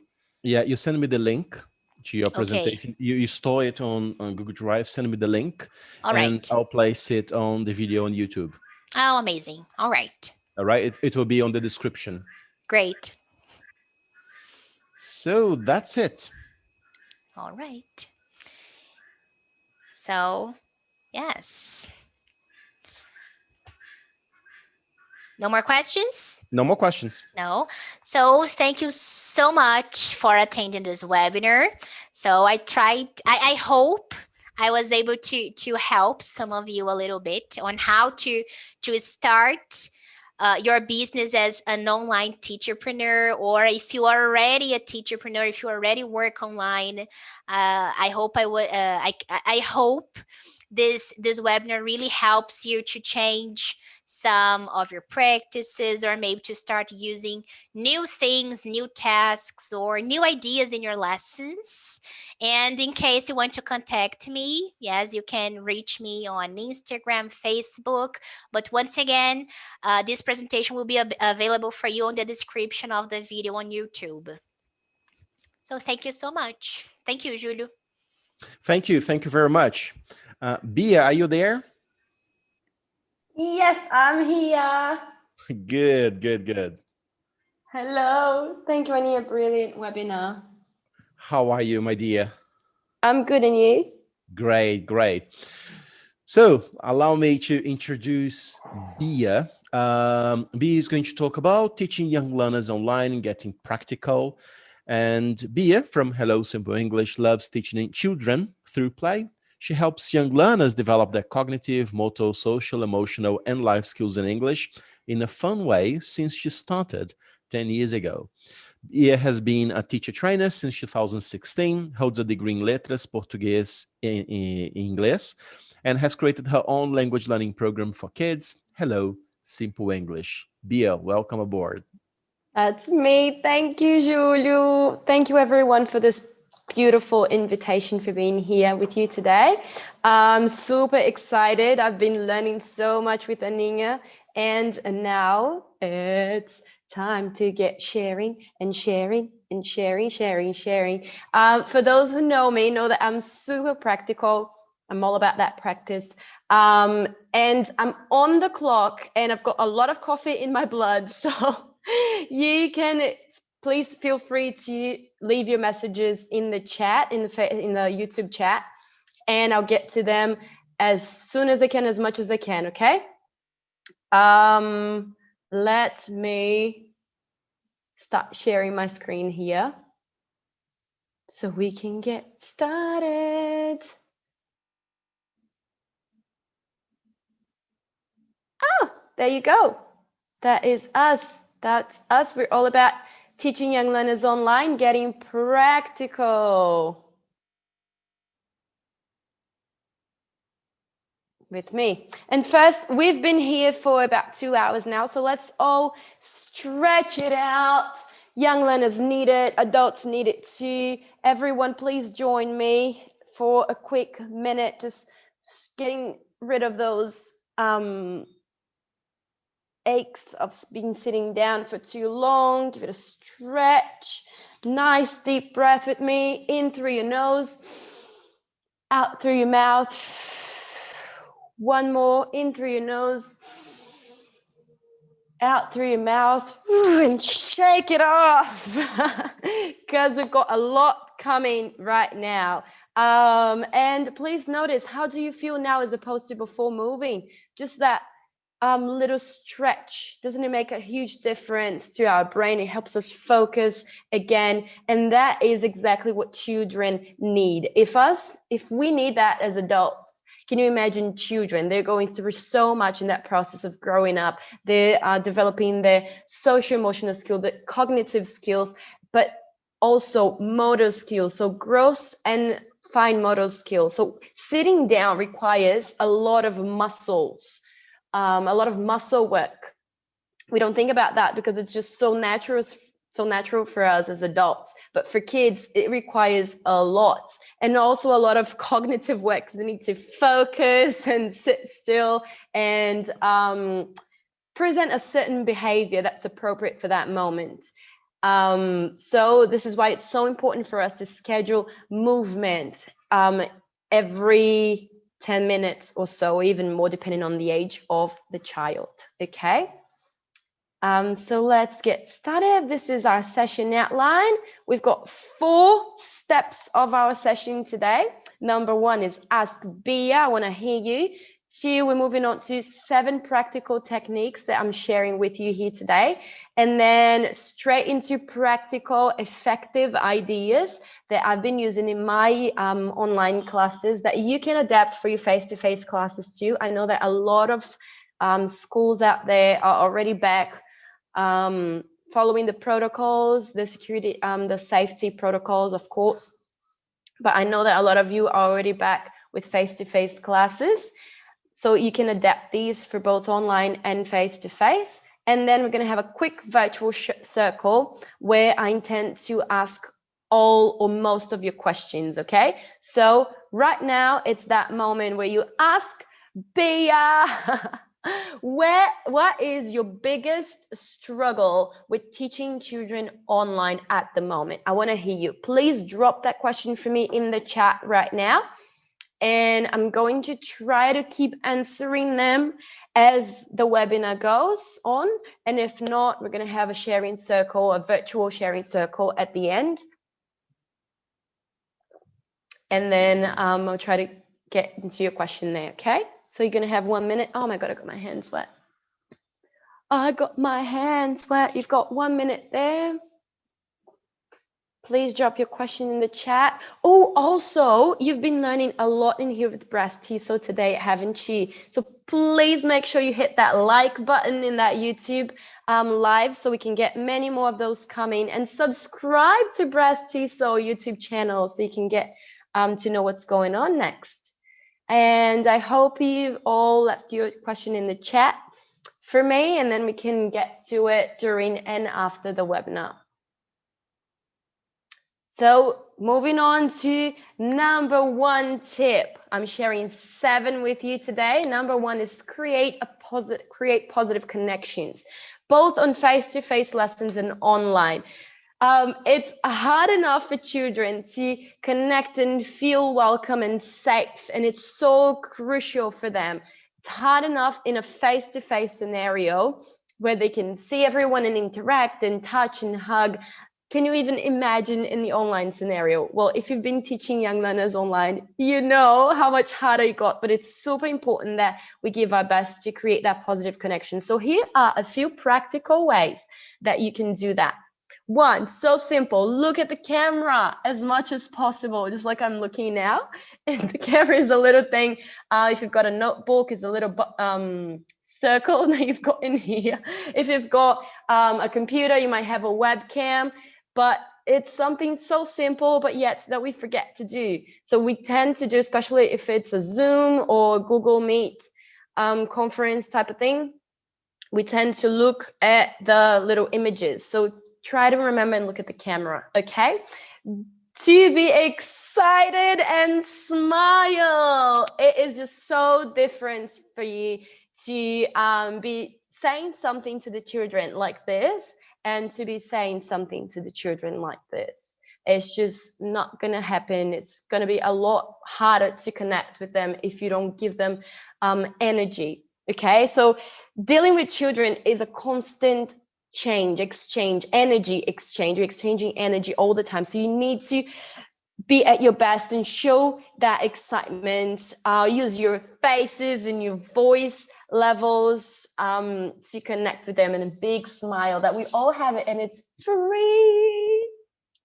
It's also very important to listen to your children. I know that a lot of times we don't plan time to listen to children, but we need to. So make sure that your lesson plan is not too tight, so you don't feel rushed and pressured to go.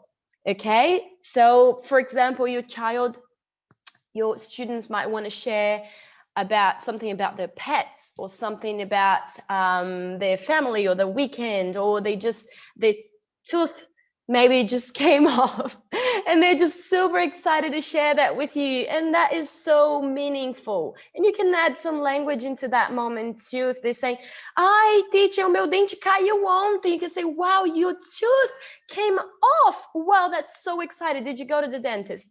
Okay, so maybe you can even schedule that into your everyday routine, having like 5 minutes. We give them 1 minute each, and literally put the timer on your cell phone and go like, go. You've got 1 minute to share something. And that really helps you connecting, and it makes them feel important and listen to you. And, you know, they're more willing to learn and listen to you once they feel listened. That is with every human being out there. Okay, also very, very important, no violence. Violence goes beyond physical harassment. Violence is in our facial expression. So if I go like this, what are you saying now? Why are you being so silly? You as an adult are gonna feel very like weird, like, okay, Bia, calm down, hold your horses, right? Children are the same. They can read our whole existence, our whole expression. We need to communicate and control ourselves as a whole. Okay, so pay attention to our voice levels, no screaming, our gestures, no pointing like, what are you doing? Like, once you go at me like this, you lost me. All I want to do is go, no. Get your hands out of my face. So that's the same for children. Okay, we need to be aware, mindful, and control our own behavior. The only behavior that we can control in the room is our own, and then we model that to the children.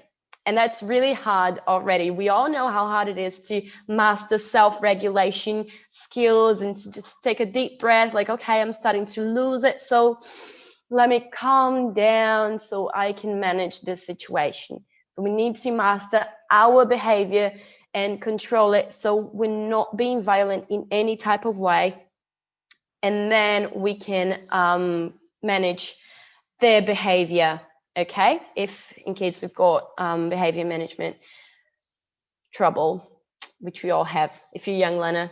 If you've got, do you have any struggle? Do you struggle with behavior management? Please leave it in the chat if you do. I definitely have and still do, and it happens all the time. So our first behavior to control is our own. Actually, the only one that we can control is our own. Next, be silly with them. Use your faces and your voices, like I said. I always start my classes singing good morning, good morning, good morning to you. I usually teach my young learners in the morning. So it's really, really amazing once you've done it for about a week. They join the session just singing good morning, even before me sometimes. And yesterday was Saturday. On Friday, something really cool happened, which was two siblings who have classes with me. They are 3 and 5. Before I joined, I had my audio blocked, so they couldn't hear me and they couldn't see me. I had my camera blocked as well. And I could hear them going, Bia, Bia, good morning, good. And I was like, oh my God, I made it. My goal is achieved, which is getting young learners to enjoy and feel safe and welcome and to want to be there. Once children want to be there and they want to learn, they will learn. Okay, because that's meaningful and important for them.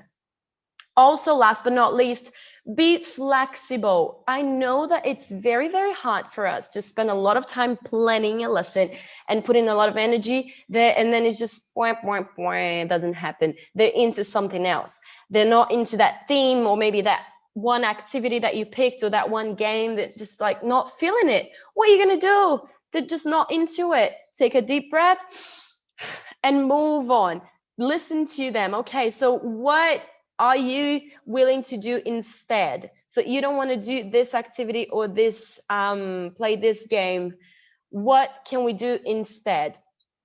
Or not even instead, just add to the moment. So for example, the other day I was teaching, what was it that we were doing? Were we having a class about, do you like something? Do you like or not like food? Okay. And out of nowhere, one of my students started singing pat a cake, baker's man.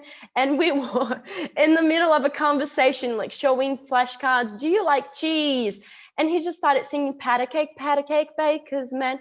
Well, it is kind of related because cake is a food. So what did I do? Did I mute him? No. Did I say, please stop singing, you're disturbing my class? No, that was English. It is language. It is my class. So instead, I just went, you know what? That is a wonderful song. And I opened it on YouTube. We all stood up and we danced, pat a cake, baker's man, bake me a cake as fast as you can. I don't know. Are you familiar with this song? I love that song. And then we all sat down.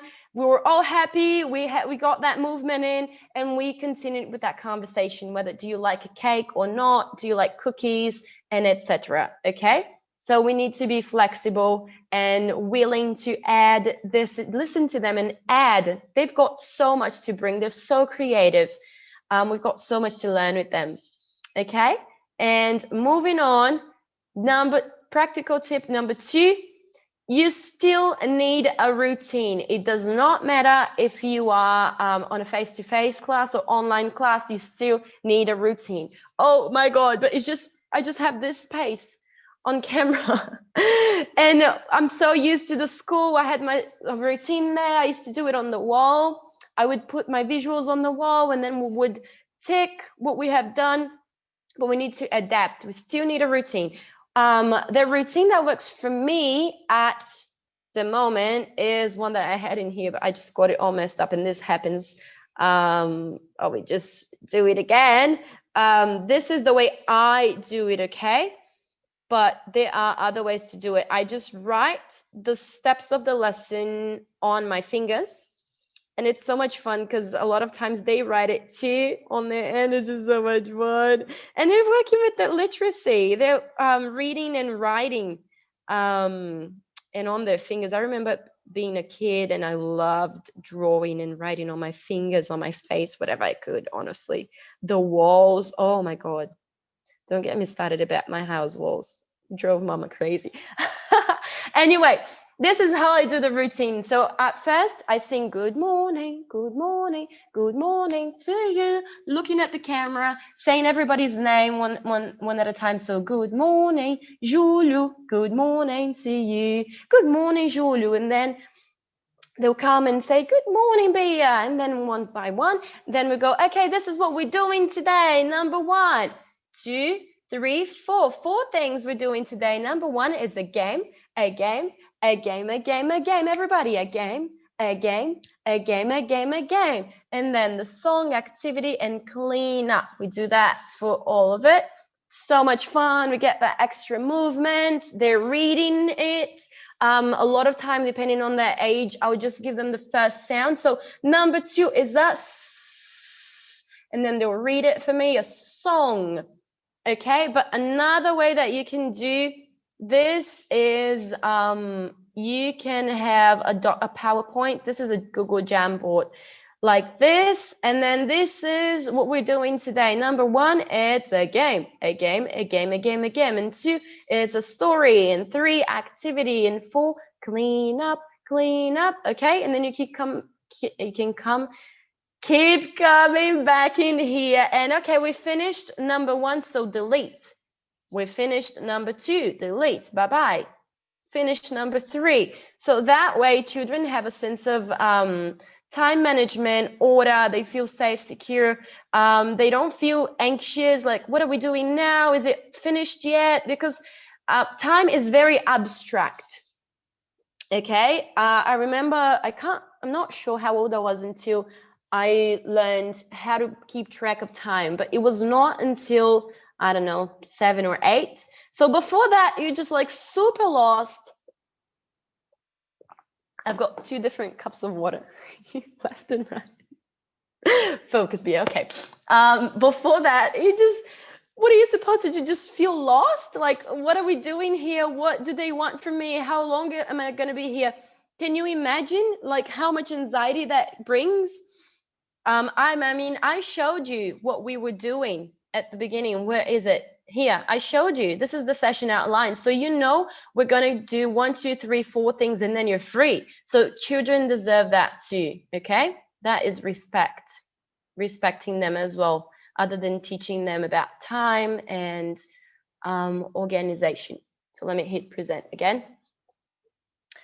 Okay, so we go through our daily schedule, make expectations clear and go through them often. So, okay, now it's time for a song. That means it's time for looking eyes, listening ears, and quiet mouth. Everybody mute your mics. Okay, if you're online, or if you're in person, you can't mute all. And keep going through your expectations.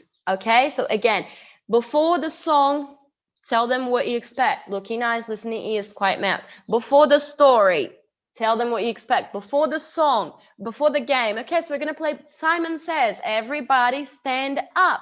Okay, so we need to keep making expectations clear as we go, one step at a time. Use lots and lots of useful visuals. So there is no point in having a beautiful background here, all colorful, if you're never going to refer to it. And that goes to your online class or your face-to-face.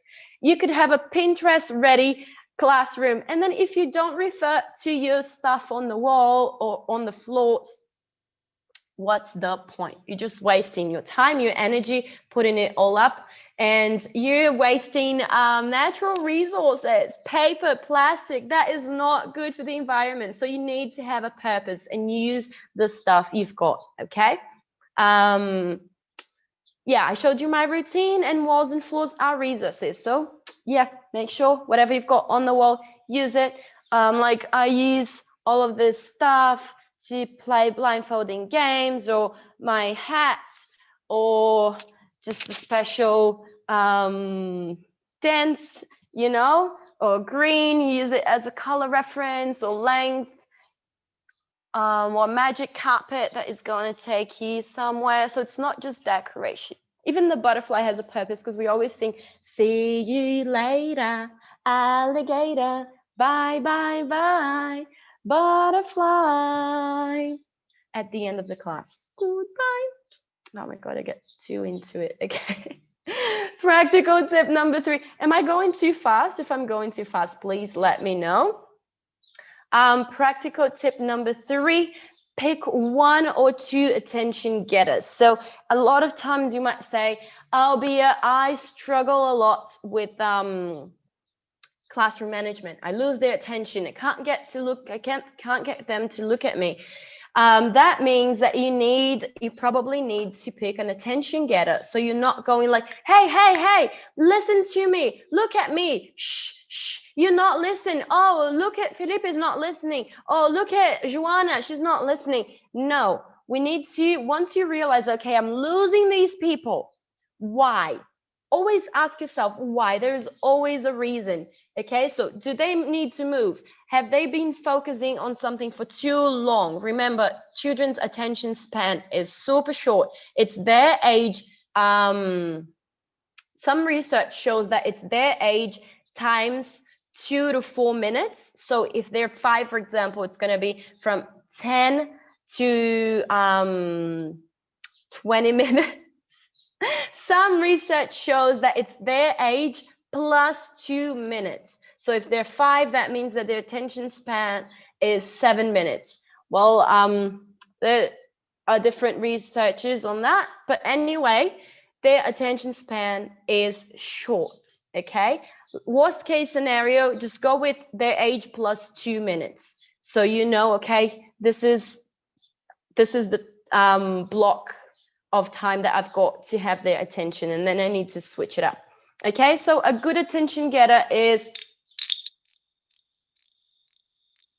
making a sound, if you can, with a musical instrument, or having your 2 spoons, or playing a song, or clapping patterns, or one of these chants. There are many chants. These are the ones that work for me, okay? If you Google attention getters, you're going to find thousands. These are the ones that work for me. I did not create them. They were already available on the internet, found them online.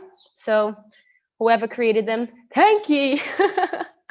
Okay, so number 1 is 1, 2, 3, eyes on me.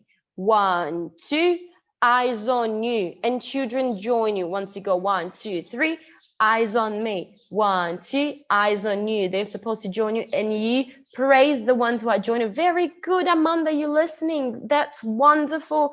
Gabrielle. Okay, focus on the behavior you want to see. And the more you praise the ones that are joining, the more children are going to join you. Okay, and this one, I love it as well. I always use it before I play a song or a story, just to make sure everyone's ready. So it goes, ready? Yes. Ready, ready? Yes, yes. Ready, ready, ready? Yes, yes, yes. And it's super quick. And this one to the tune of, if you're happy and you know it, clap your hands. If you can hear me, clap your hands. If you can hear me, clap your hands. If you can hear me, oh, if you can hear me. I said, if you can hear me, clap your hands. And then you can go, if you can hear me, stomp your feet. And if you can hear me, let's all shh. And then go straight to what you were doing, okay? That's very important too. Once you get the attention with your attention getter, go straight back into what you're doing. And nada de sermão, gente. Sermão não ajuda. It doesn't help. I remember being a kid or a teenager. The only thing sermão, that big speech, would help was to make us feel sad and tired and just like frustrated and I'm not good enough, and you know, it's not good. If you need to lecture a child, if you've tried a lot of strategies and you still haven't seen any change in behavior, call that child and talk to him or her in private, because that is respecting their individuality, their personality. It's just respect. And then you can talk to find out, okay, so I've noticed that this is happening. Why? How can we overcome this? You know, help me out here. Practical tip number 4, chunk the lesson. I've mentioned this before. Children's attention spans are very short.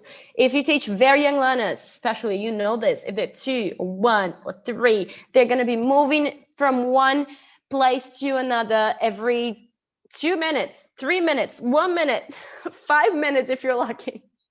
So plan your lesson in chunks, okay? So 5-minute blocks or 10-minute blocks or 15-minute blocks, depending on the age of them, of your kids. So a song, then a game, then a story. And it's also very important that you vary paces. So if put something that involves a lot of energy, so a game, Simon Says up, down, monkey, or a song to dance, and then something quiet. So you do a quick breathing exercise to calm down and go into a story.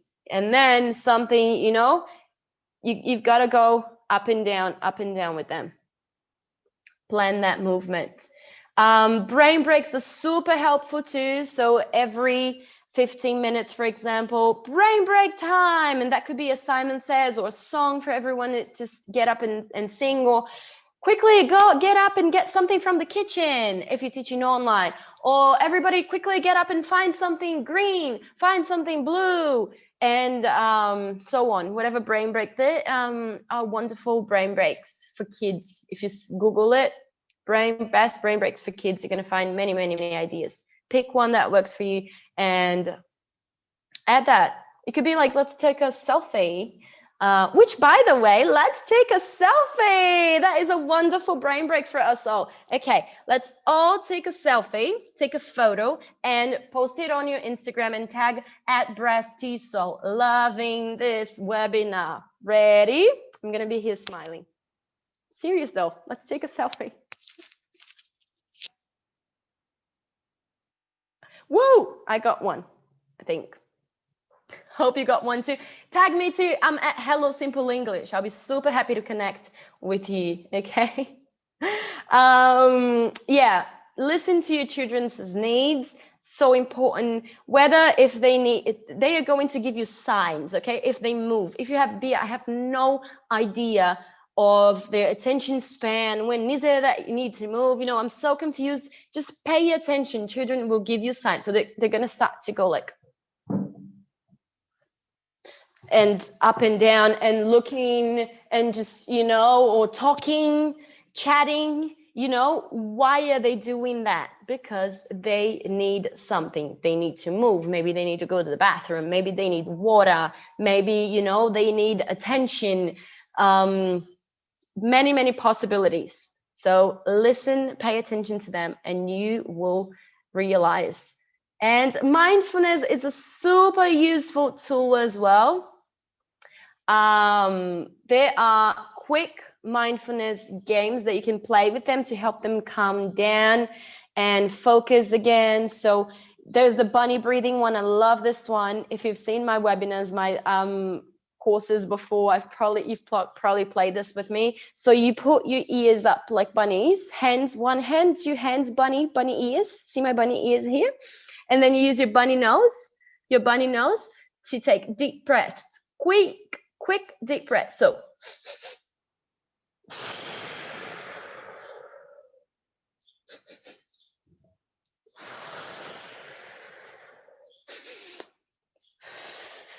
and you can even have them standing up and kind of doing the bunny jump and then the bunny breath. Okay, and there are so many mindfulness brain breaks. So if you Google again, mindfulness brain breaks for kids, you're gonna find thousands of examples that you can pick one or two. Whenever you Google something, honey bunny, do not get lost in there and get trapped in that Google search and then you can't move.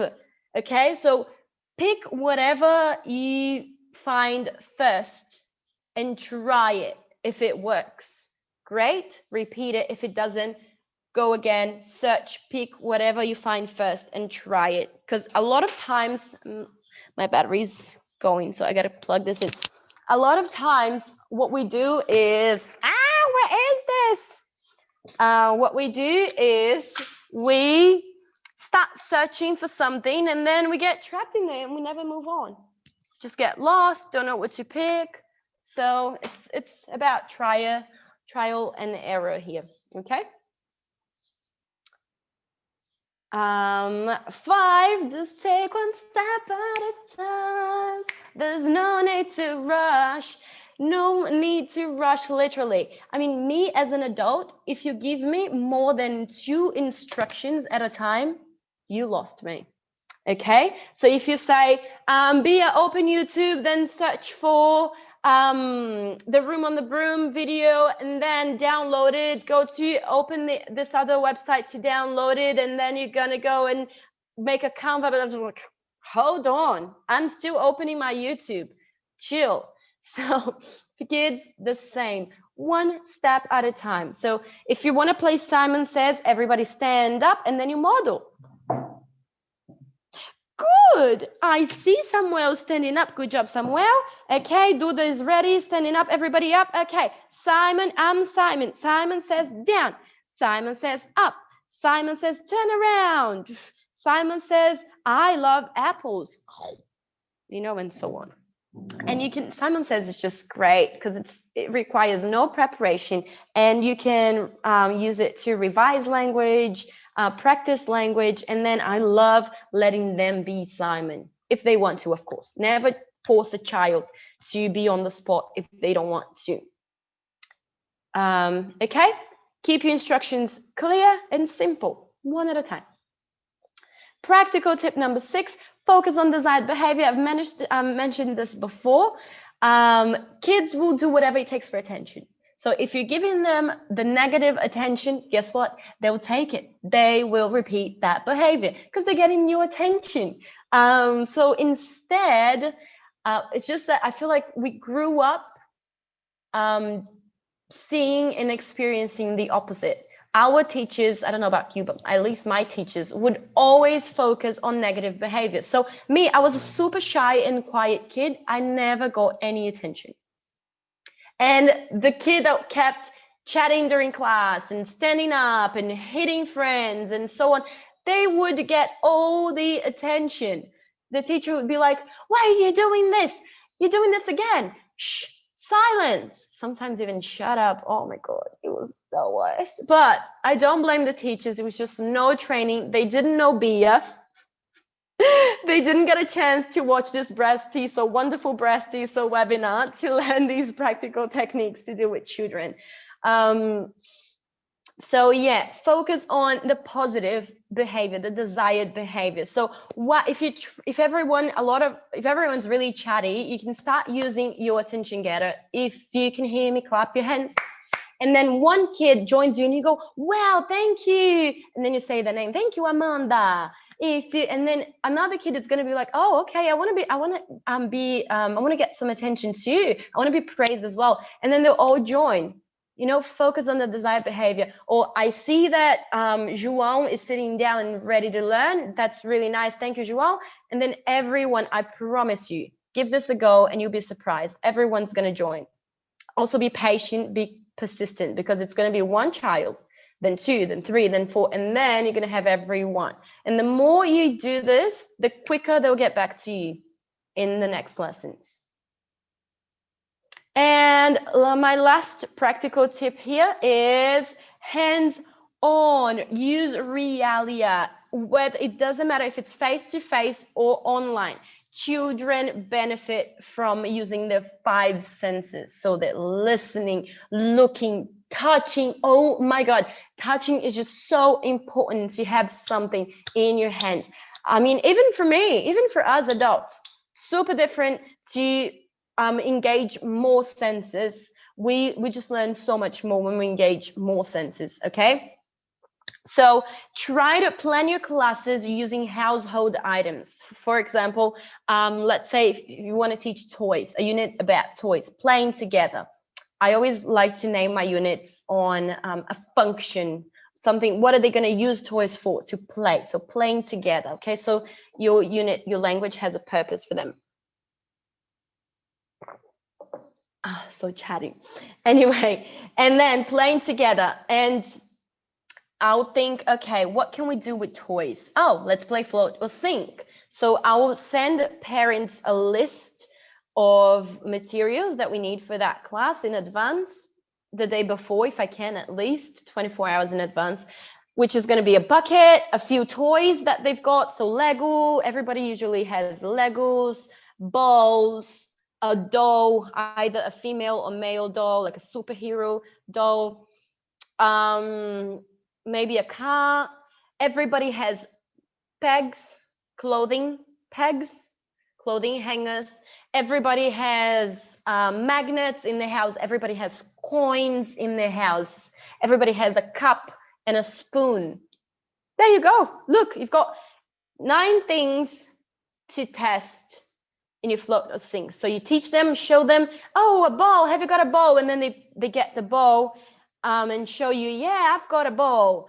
And have you got a spoon? Have you got a pen, a peg? Here it is. So let's test it. Do you think it floats or sinks? Whap, whap, whap. So use lots of, what is this? Gestures. Visuals, gestures, floats. Ooh, I like using my voice as well. Special effects or sing. Because actually kids, the first thing they'll learn is the sound. So they might not be able to say sink. I think it sinks, but they will definitely be able to say wah, wah, wah.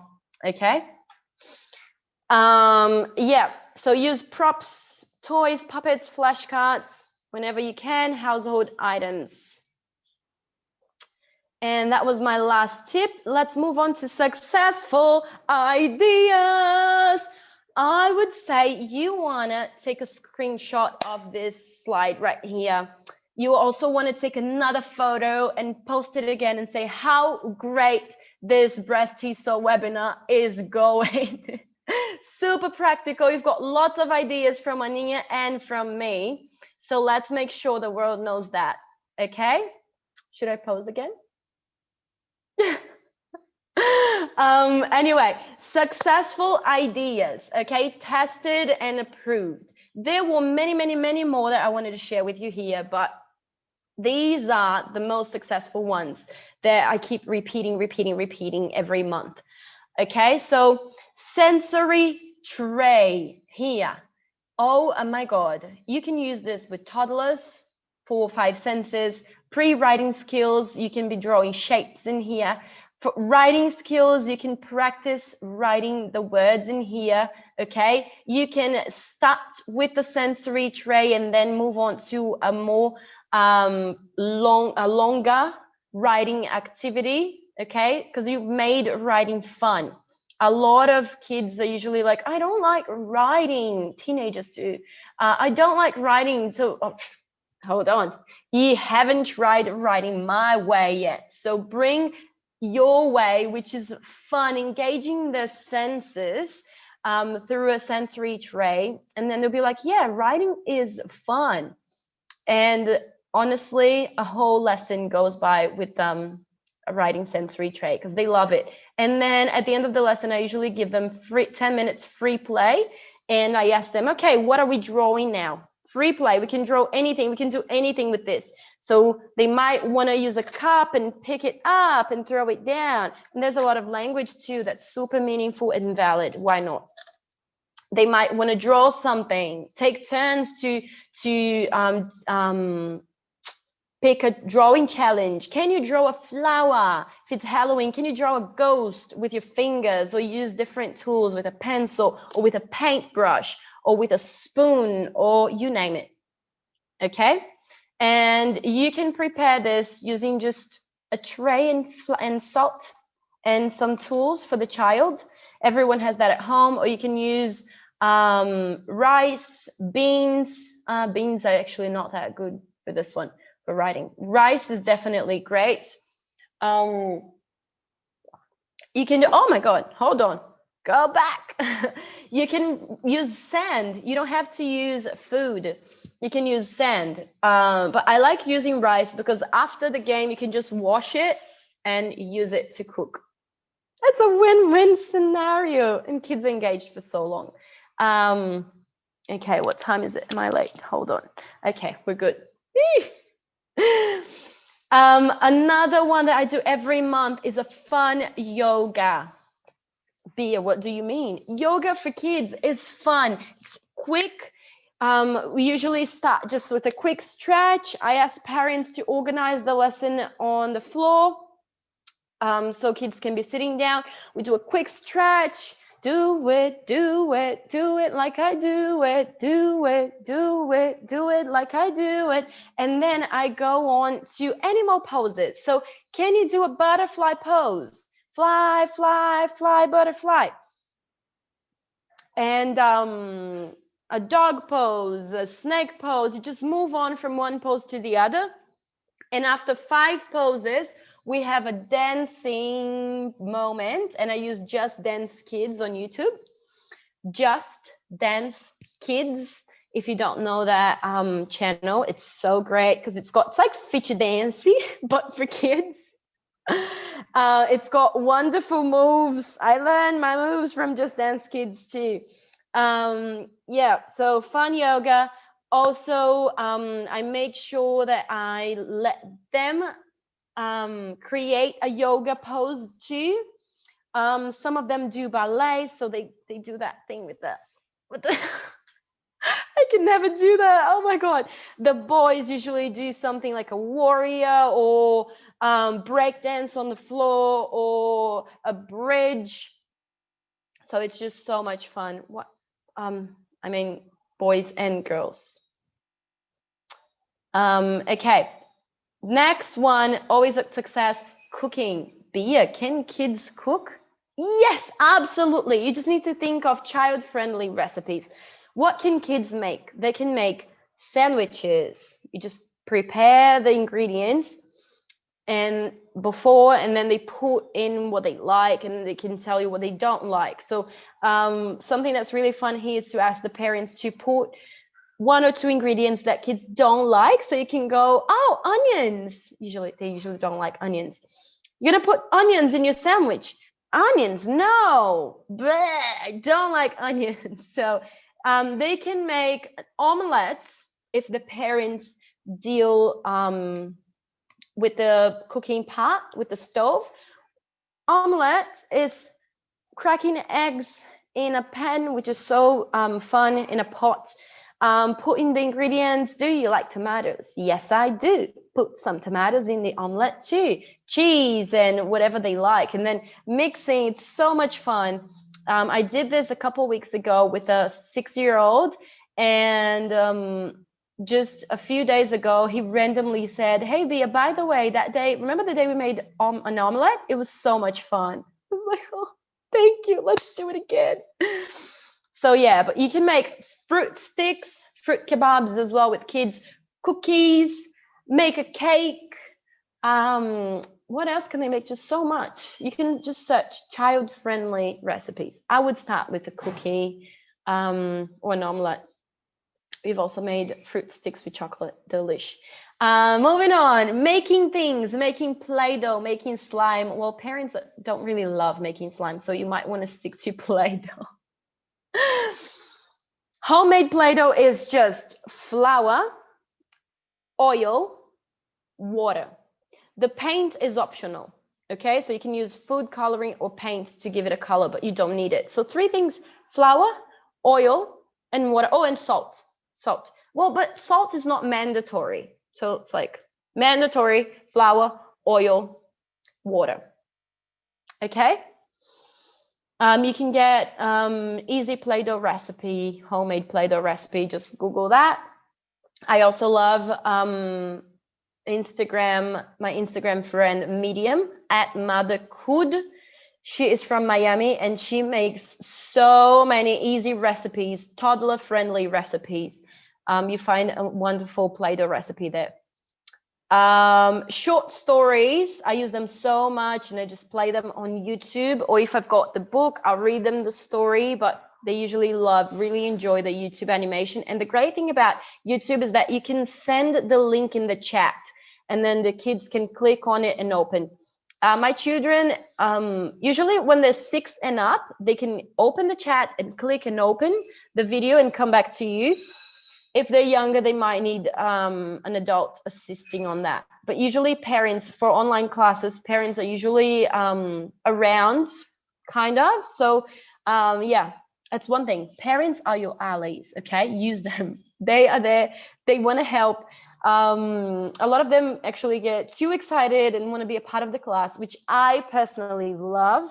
I do understand that a lot of teachers feel, I don't know, constrangidos about having parents around. I love having them around. They always help me. Whenever I can, I include them. If we're playing hide and seek, I get them to play.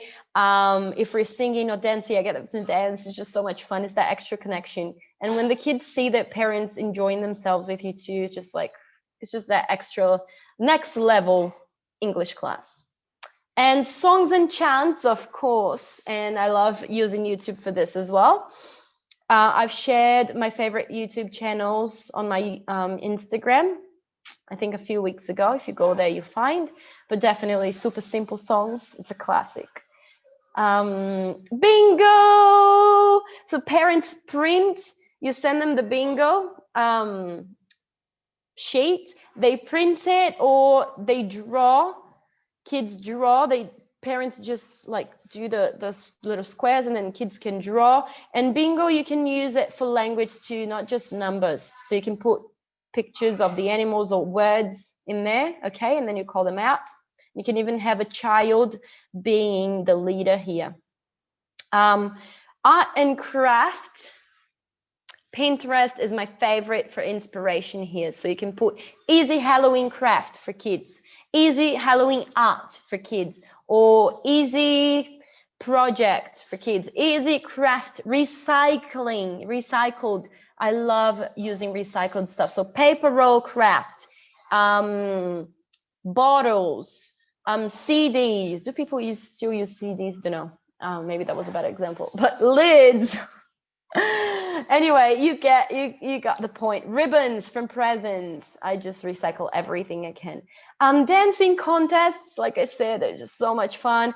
We just squeeze in a dancing moment every chance we get. It takes 1 or 2 minutes, and it's just get everyone to move their energy. Simon Says, I've showed you this during this webinar many times. And float or sink. Oh my God. Float or sink is always a winner. Whenever I have a first class, this is usually my first class. So I can get to connect with the child and get to know them. And it's so much fun. It involves water. Unless it's cold, then that's not a good idea.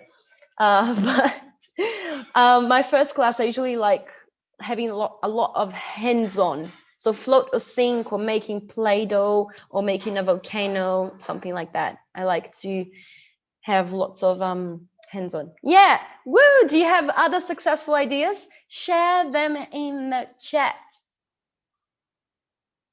Can't wait to see your ideas. How's it going? And we made it to the virtual circle. That means it's time for me to go check the chat. I'm so sorry that I haven't been checking the chat until now. It's just because I just had so much that I wanted to share with you. I get too excited. I'm gonna stop sharing my screen so I can go and check the chat. Here it is. Oh, not this. Okay. Technology. Oh my God. Okay, this is where it is.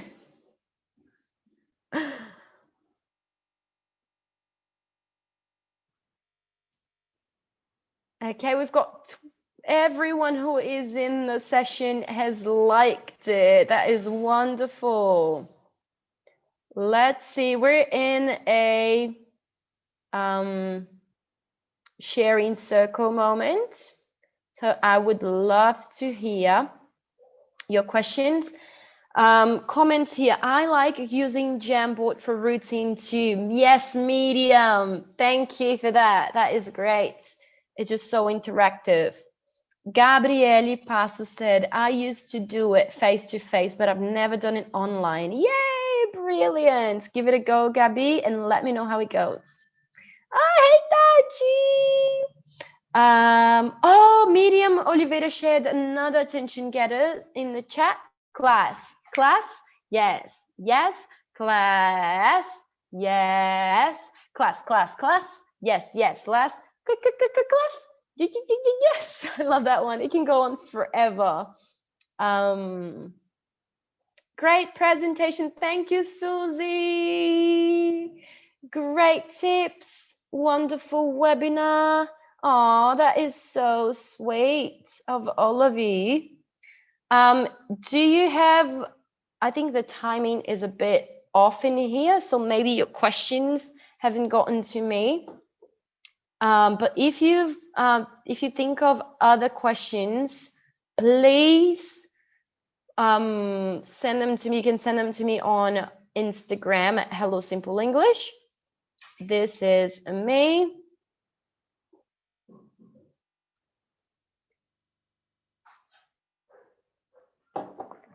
Instagram at Hello Simple English, Facebook Hello Simple English. I don't know if you're following the BRAZ-TESOL yet, but if you're not, oh, hold on, I'm not sharing my screen with you. Bia, what are you doing, Bia? I'm not used to this whole YouTube thingy, like whole lazy you. Okay, living and learning. Here, now I'm sharing my screen with you. This is me. My Instagram is at Hello Simple English. Let's connect. If you're not following BRAZ-TESOL yet, make sure you follow them on Instagram too, on Facebook. And if you've got any questions about this webinar, you can send me later if you feel like it was a lot to process and you need more time, more connection. I'm here for you. Okay, since we've got some, yeah, was I getting a guest? No, it's fine, Bia. Okay, since we've got some time, yay, my God, I can't believe I made it. I want to show you a super cute story and YouTube channel, some of the resources that I use for my online classes and also for the face-to-face classes too. So let's close this presentation. We've been celebrating Halloween this month. So a brilliant story that we've been watching is Room on the Broom. This is a version that is sang. You just put Room on the Broom song and it's so cute. I don't know if you're about to celebrate Halloween next week with your kiddos. So here is a tip for you if you are. So I don't know. The hat. Down cried the witch and they flew to the ground. They searched for the hat, but no hat could be found. None of the bushes of thundering paws, there bounded a dog with the hat in his jaws. I am a dog, as keen as can be. Is there room on the broom for a dog like me? Yes, cried the witch, and they clambered on. The witch tapped the broomstick And whoosh, they were gone. over the fields. Okay, so that is a long story, but I love it that it's a song, so it's not tiring at all for young learners. And I also used things. Puppets. Let me show you. Just printed, and I sent the parents the file too, so the kids had them. So the dog, and we've got the witch, and all the characters to put in your fingers and play. Nina showed you a wonderful website with games.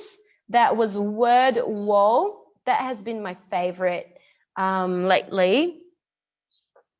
I'm going to open it here to show you. There are many, many, many games for Halloween or for whatever topic you need. You can also create 5 games for free, or you can sign up and create unlimited games. So let's say you want to celebrate Halloween, and ta-da, there are many, many, many easy ones for younger learners or very beginners, and memory games, and a bit harder ones like quizzes for your teenagers.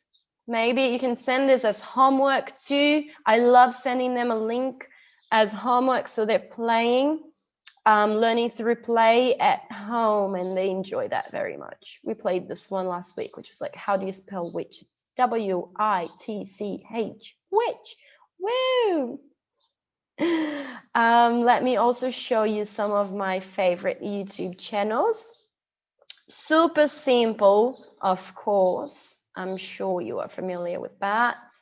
Super Simple songs. They've got cartoons as well. And they also have a website with free printables. I don't know if you knew this, but head to just Google Super Simple website. And then they've got flashcards, games, activities, whole lessons that you can send a link to the families as homework or to watch before your class. Okay, so that's super cool as well. Another one that I love is CoComelon, especially for the younger learners, very young learners. It's very childish.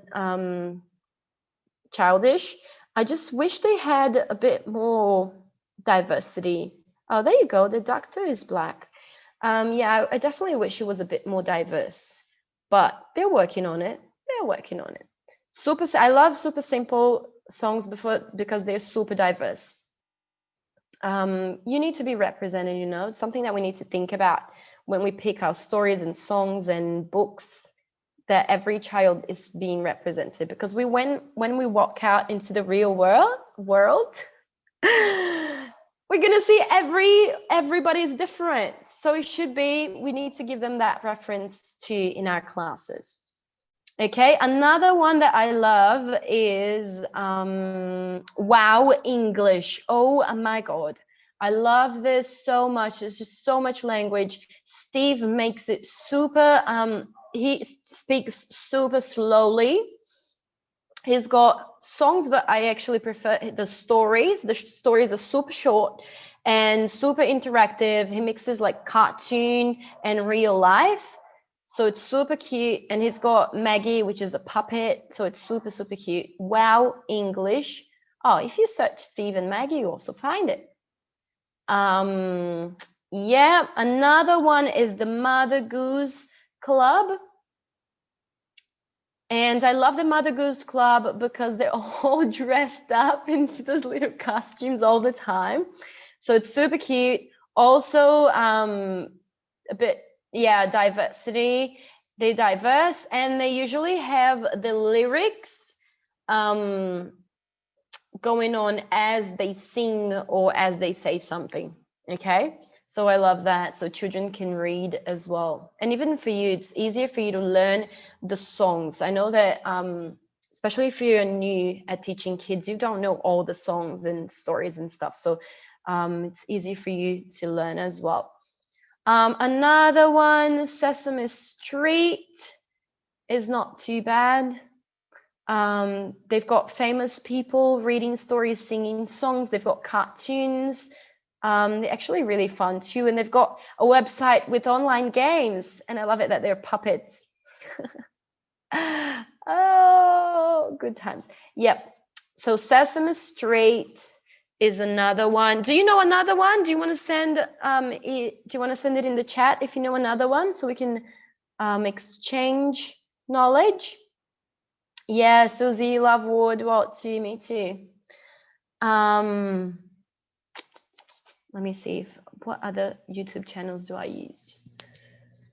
Down cried the witch, na na na na na. Well, anyway, you can search. I usually search if I want to show a story, for example, let's say The Very Hungry Caterpillar, which is a classic. I will usually type The Very Hungry Caterpillar animation.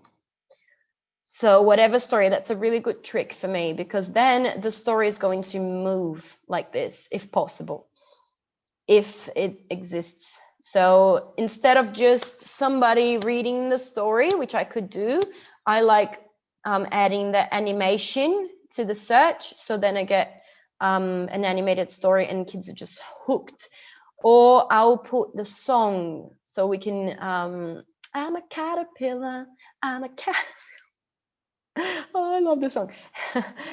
So it makes, especially for longer stories, this is a really cool trick, because it makes it easier for the kids to stay in there, because then they are dancing, they're singing. It's easier for them to learn as well. Okay. So yeah. Oh, Ana Cristina said, I also love Bamboozle for team games. Yes, that is a great tool, definitely. Let me show Bamboozle here. Bamboozle.com. There you go. Yeah. It's under what? Okay, maybe I didn't type it properly. Bamboozle. Down, there you go. And you can sign up for free, make games, or you can simply search. So click on play games. Aninha had showed me this too, Ana Carolina that just presented. She's got so many wonderful tips. I love them. And then you can put Halloween. Oh, look, Simon Says for Halloween. So you click and then it shows you, Simon Says, talk like a ghost. Ooh, walk like a zombie. Look at how much fun this is if you're running out of ideas for your Simon Says. And there's just so many already made for you. Yeah, no more questions in here. That is brilliant. Thank you everyone so much for being here. Like I said, if you've got questions and if you've got questions after the webinar, please reach out to me. I'll be happy to connect with you. Thank you very much, Bia, for this delightful presentation. It was a real honor having you here with us. And thank you all for being with us on this, I would say here it is a cloudy Sunday. So thank you very much for investing in your most important asset, I'll say your time. And I hope we helped you in your CPD, in your continued professional development. Thank you, Felipe, for helping us to make this beautiful event happen. And thank you, BRAZ-TESOL board, for all the support. Thank you very much. Enjoy your Sunday. Cheers.